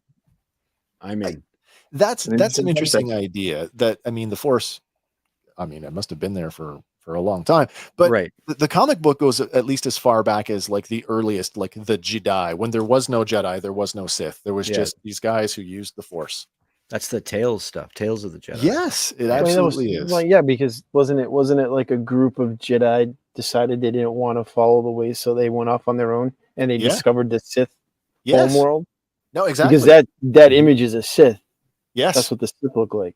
Yeah, right. And they just started the race, the species of the Sith. The Sith, and they just used that as their own planet, and they studied the Force there. And dark side was like strong there, and they just became the Jedi were like a rebellion, like against the Rakata Empire, the immortal empire that was like the old world bad guys, and we're talking like 40,000 years before A New Hope. That should be longer than I can conceive of. That's for sure. Yeah, man. I'm excited. I mean, like I really like his body of work. I can't say enough about Logan. Totally dope. And I'm sort of excited about this era. And I hope this isn't one of the 1,000 things that's like thrown out there when they they sort of announced we're not going to give dates anymore and throw out a million projects, and the next thing they do is here's our new slate of dates and projects. So it makes me nervous when they attach a big creator to stuff like where's Colin Trevorrow's movie, like that did not make the list. So that did not make the list of things that are still on the books. Right. And I mean, and like, we're going to get into it. I know we are, but there's still a few obscure things in the ether that are, like, believe it or not, still on the books. Your good buddy, Ryan Johnson, still has a trilogy that's up his sleeve, apparently. No, don't say that. This next one also had a recent development, and that is Patty Jenkins' Rogue Squadron is still on the books. And the interesting development here is that when she was going to make Wonder Woman 3, that conflicted with her ability to do Rogue Squadron, which is why it got shelved. Well, then the writer's strike happened. And now it's over, and it looks like she contractually owes Lucasfilm a script. So what that means, I'm not 100% sure, but this is technically still on the books. And I like the idea of a fighter pilot movie based on I just wanted to add, in light of the epilogue of The Bad Batch, there's a segue here for Omega right there. I mean, it's possible. I mean, I like the idea of, like, I love the novels, the Wedge Antilles sort of centric novels. Oh, yeah. Love them. Yeah. So it should be those. It should be that. Either that. I was under the impression that Lucasfilm saw Wonder Woman 1984 and went, no, forget it. No, full stop. I'm just saying they should do this, but they should, if it's not going to be the Wedge story, which it should be like Top Gun in space. So absolutely, you did hear that was how the film was pitched, right? That it was going to be Top Gun in space. Patty Jenkins has said that. She was standing beside a fighter jet with a helmet on during the pitch. Nice. Yeah, nice. They did a little sizzler for it, which was just her in a pair of roller skates of all things, in an orange coveralls tied around her waist, and she roller skates up to a mock-up of a full-size X-wing on the tarmac, and then turns around and faces the camera. Yeah, but I guess her father was a fighter pilot, and that this is sort of up her alley. That this is a story that she wants to tell. That'd be cool. Could be good, man. Could be real good. My pitch would just be me and Xazyl walking down the tarmac with a squadron of life-size X-wings sitting there, and they're just high-fiving each other, going, "I feel the need for speed." Just over and over high five. But we hear just a ridiculous amount of high fives. Be like, anybody want to go play some beach volleyball? Yeah, space volleyball. We're gonna go play beach volleyball on Tatooine. We're gonna contact Kenny Loggins to do the soundtrack. I don't like you, Wedge. You're dangerous. Listen, longtime viewers of our show will know, because I talked about it quite a bit, that Top Gun Maverick was my most anticipated movie of 2020 and 2021 and 2022 when it finally came out. So I am all for a Top Gun style Star Wars movie. Like, I am all over that. I don't care when it comes, how it comes, who does it. I'm there. I will be there day one. I'm in. Either Top Gun style or Iron Eagle. Iron Eagle. We need a chapter. There's a ghost from the past. I'm gonna watch that when we're done. Louis Gossett Jr. just recently passed away.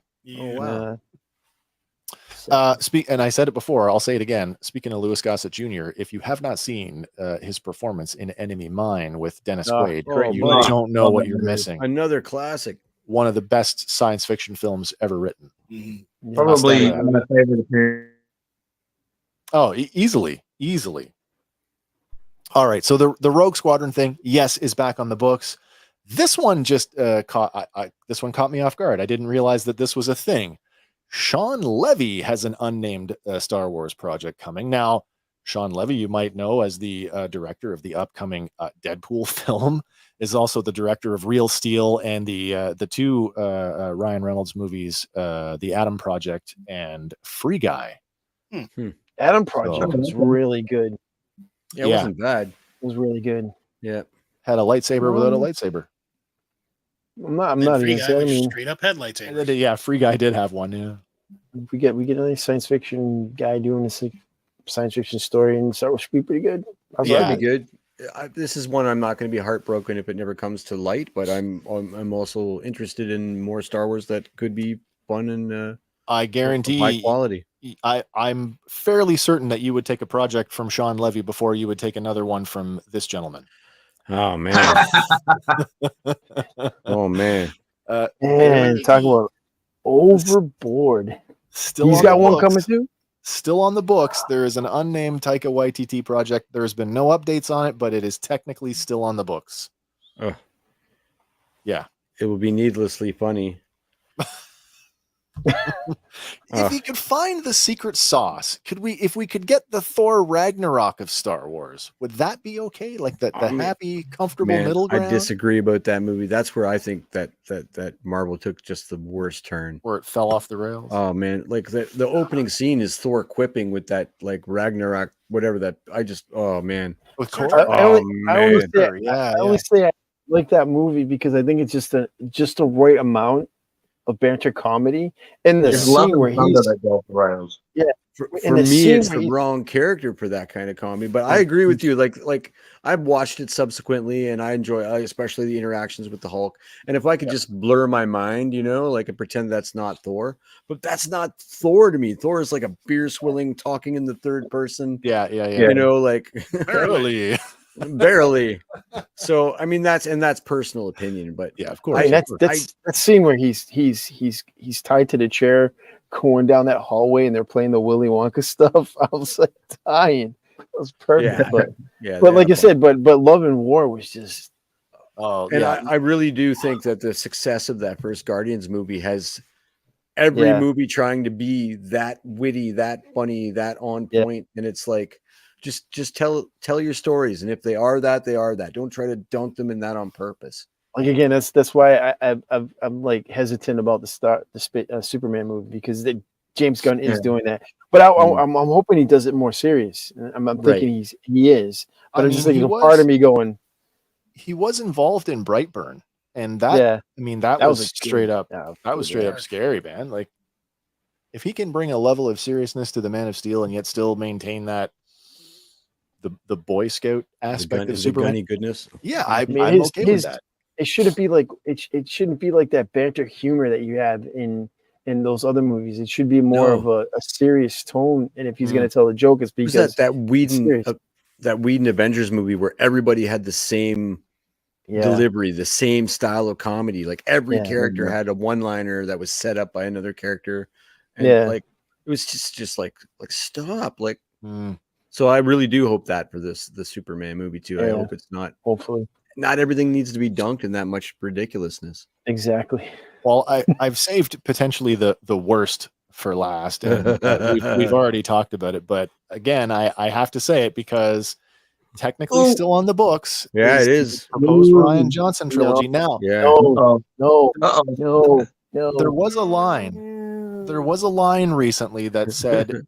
This trilogy is not a priority for either Lucasfilm or for Johnson, who's still working on on the Knives Out stuff. Yeah. Those Knives in. I say Knives in. Have you seen Knives Out?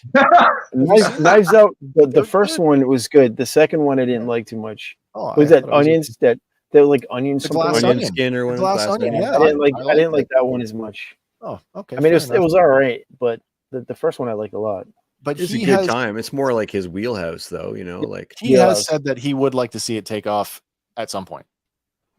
Take that for what it means. I don't know what to say, because I feel like he's going to write the first one, then completely reset it in the second one, and then jump ahead in the third one. Yeah. So I think they need to just give George Lucas another shot. Give it back to George for a bit. Yeah, we were talking about that earlier. There's rumors. It is rumored. Rumors circling that George Lucas might be coming back for a project. I want to throw my hat in the ring. Yeah, I want to make a trilogy. The five of us, let's do it. We could all. I want to make a trilogy on the real hero of A New Hope and his future adventures in the Star Wars. R5D4. Star Wars. No, man, you guys are all wrong, man. I said in the chat before. Oh, the real hero. Yeah, man. The real hero. Yeah. Star Wars. This guy snuck onto the Death Star, planted a massive thermite bomb, blew that crap up, and Skywalker took the credit for it. So all because they killed his people. Managed to hook up with Pelimato. Oh, that's true. Yeah, because she's got a thing for For a little dude. for John. So all of this means, and I don't know if you guys were looking forward to this one or not, but Kevin Feige's Star Wars project is now off the books. That is no longer in development. Damn them. Even the backstory has a third act problem. I don't know, man. After this season of the Bad Batch, I wouldn't be surprised if he had a hand in mapping that out. I would actually like to see in Star Wars. I want to see a cop buddy movie. Two cops just chilling on Coruscant. I kind of wonder if Skeleton Crew will give us some of that, but if Jude Law's the only adult in it, that's going to be kind of hard. Or how about like a trucker flick, like a guy just hauling cargo around, and gets wrapped up in some sort of like crazy ass like supernatural thing. I'd watch an early Han and Chewie like Dukes of Hazzard style thing. Like, that would be cool. Well, my dream project right now after this season was Gunji and Omega and Gunji. Yeah, I want them to go on a buddy cop romp. That would be a lot of fun. In the height of the Empire. In the height of the Empire, 2 biker scouts just patrolling the streets of the world. 2 guys that were throwing rocks. That would be great. The Chips theme. Yeah, exactly, man. Yeah. Imperial Highway Patrol. Oh my God. Ponch and John are back. Wow. They could be the same 2 from The Mandalorian, actually.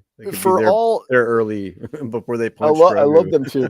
I love them too, guys. Yeah, they didn't die, did they? Jason Sudeikis, they sure did. Yeah. No. Eleven ripped them to pieces. They are not okay. But if you survive a chest wound with a lightsaber these days, and that's true. Maybe they're okay. Maybe they're okay. You can survive multiple lightsaber wounds in the Disney era of Star Wars. Yeah, you can survive getting run through twice. Yeah, as long as you're not Qui-Gon Jinn. That's true. Yes, as long as you're not Qui-Gon Jinn and you don't disappear. I want to see how someone. You imagine that poor Qui-Gon. I want to see how someone survives being struck by a whip, a lightsaber whip. Whip. That's going to be cool. Man, they can do it with Indiana Jones in the Star Wars universe. You can have a lightsaber whip. That's how Han Solo dueling whips. Yeah, right? The best on-screen use of a whip weapon, in my opinion, is the sequence in Underworld with the steel whips. The werewolf with the whips. Yep. So good. What about the rundown? It beats that. The bad guys fighting the Rock? No, better. It's better. Fair enough. Yeah, Underworld. Yep. I've kind of scrubbed Underworld from my what? memory. Underworld is good. What? Depends on like which ones you watch. But it kind of spiraled downward. I liked it. This has been the longest live stream in the history of the channel, by the way. I just want to point that out. And I don't know if that's a good thing or if I should be apologizing for keeping you all this long. It hasn't really felt long. Okay. No. I mean, it feels like Xazyl just got here. So oh dear.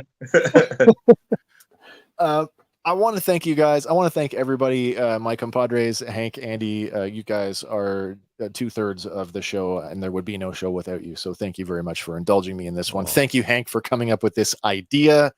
I want to thank Gaz as a special friend of the show. You are here week in, week out in the live chat. We appreciate everything you do to help entertain us, even though we're supposed to be entertaining you. And Xazyl, always a pleasure to chat. I'm so glad that you got to come in, even though it was late. I'm so happy that you're here. I hope that we have a chance to do something again in the future. But wait, just one sec. Just the last thing, because we really haven't. So Disney era Star Wars out of 10. Yeah. Everybody out of 10. Oh, wait. As a total? As a report card on how they're doing. Yep. Out of 10. That's the whole point of the show. Give them a I'm gonna give them a 7.5. Attaboy. I think they're headed in the right direction now. They have a couple of issues along the way. I think it looks decent. Yeah, I know it's skewing the curve there. I understand. Yeah. Yeah. Andy, what about you? I'm gonna go middle ground and give it a 5. And I think the reason why is because there is probably an equal measure of disappointment to success. Like I really did like The Mandalorian as a show as a whole. It wasn't exactly where I thought it was going to go, but I tuned in and I wanted to know what was happening. When Boba Fett came out, I was more excited that Mandalorian was going to show up in the Boba Fett show. Right? That's how much I was enamored with this character. And so I didn't hate Boba Fett as a show. I thought it was okay. The movies themselves, I think it started off in a pretty good way and then sort of fell by the wayside. Yeah. So I'm going to give it a 50-50 split and go 5 out of 10. That's fair. That is also fair. Andy, what about you? You know what? I'm going to land it at an 8 because even with all the internet crap, that's my boy. The sequel trilogy, I didn't mind them. I had it delivered a Star Wars movie to me. It was more content for me to consume. If you are wanting to be entertained, you get that in spades. If you want visual spectacle, you get that in spades. So I can see why you would give it an 8. Like they story-wise might have dropped the ball there, but they have made up for it in spades through the live action shows. Yeah. And the Clone Wars and Bad Batch. I'm going to say 8. I think two of the projects, and we don't even have to get into them. 2 of them are 10s, and 2 of them are 1s. But I'm going to say for the most part, everything else, especially the live action TV properties, if you will, the serialized stuff, have been outstanding. So I think 8 for me. I'm also landing at 8 because I think of the 3 of us, I am the most. Well, maybe not. Andy, you probably are. I feel like I'm pretty forgiving. If I didn't do this for as a serious hobby, if I didn't like microscopically analyze Star Wars, I might come in with a lower score. But as I've said before, like when we start looking at these things through the microscope, they take on a different meaning because you're analyzing them in batches of like tens of seconds, right? So you really get a deeper understanding, a deeper appreciation for them. So yeah, for me, Disney Star Wars, it's an 8 out of 10.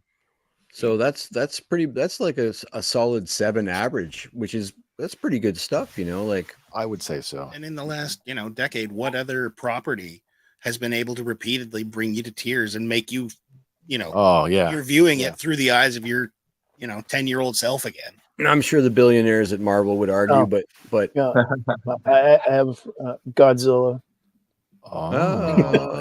Yeah. Sorry. I didn't get emotionally attached to Godzilla. The legendary films have been fantastic. Awesome. I've really, really enjoyed them. If you have not seen -1, you need to see that. It is we should be checking Amazon Prime now because May 3rd has getting gone. Well, that was in Japan. Yeah, Japan release. So it's gonna be coming out shortly. I would assume. Is it getting a North American release? I assume it would. I hope so. We got a North American theater release. So yeah, a fabulous movie in a tradition of classic Toho Godzilla. Yeah, that's my favorite shit. Yeah. This has been incredibly fun, and I'm so glad that we were all able to come together for this. I look forward to chatting with everybody again. I hope we can do some more projects together. It's been a lot of fun. I'll get you guys to hold on for a second. I'm going to run the outro video. We'll say our goodbyes, and then we'll come back and we'll just have our private final goodbyes for the night. Thanks to the 2 people that stuck with us for 4 hours. Absolutely. 3 hours, 47 minutes and change. You guys are troopers. Wicked. All right. Listen, remember everybody, there's lots more for us from us here at Fandom Power coming in the coming weeks. And whatever your thing is, remember everybody, fan on. And for Fandom Power, my name is Wes. I'm Andy. I'm Hank. And we'll see everybody on the next one. Bye for now, everybody.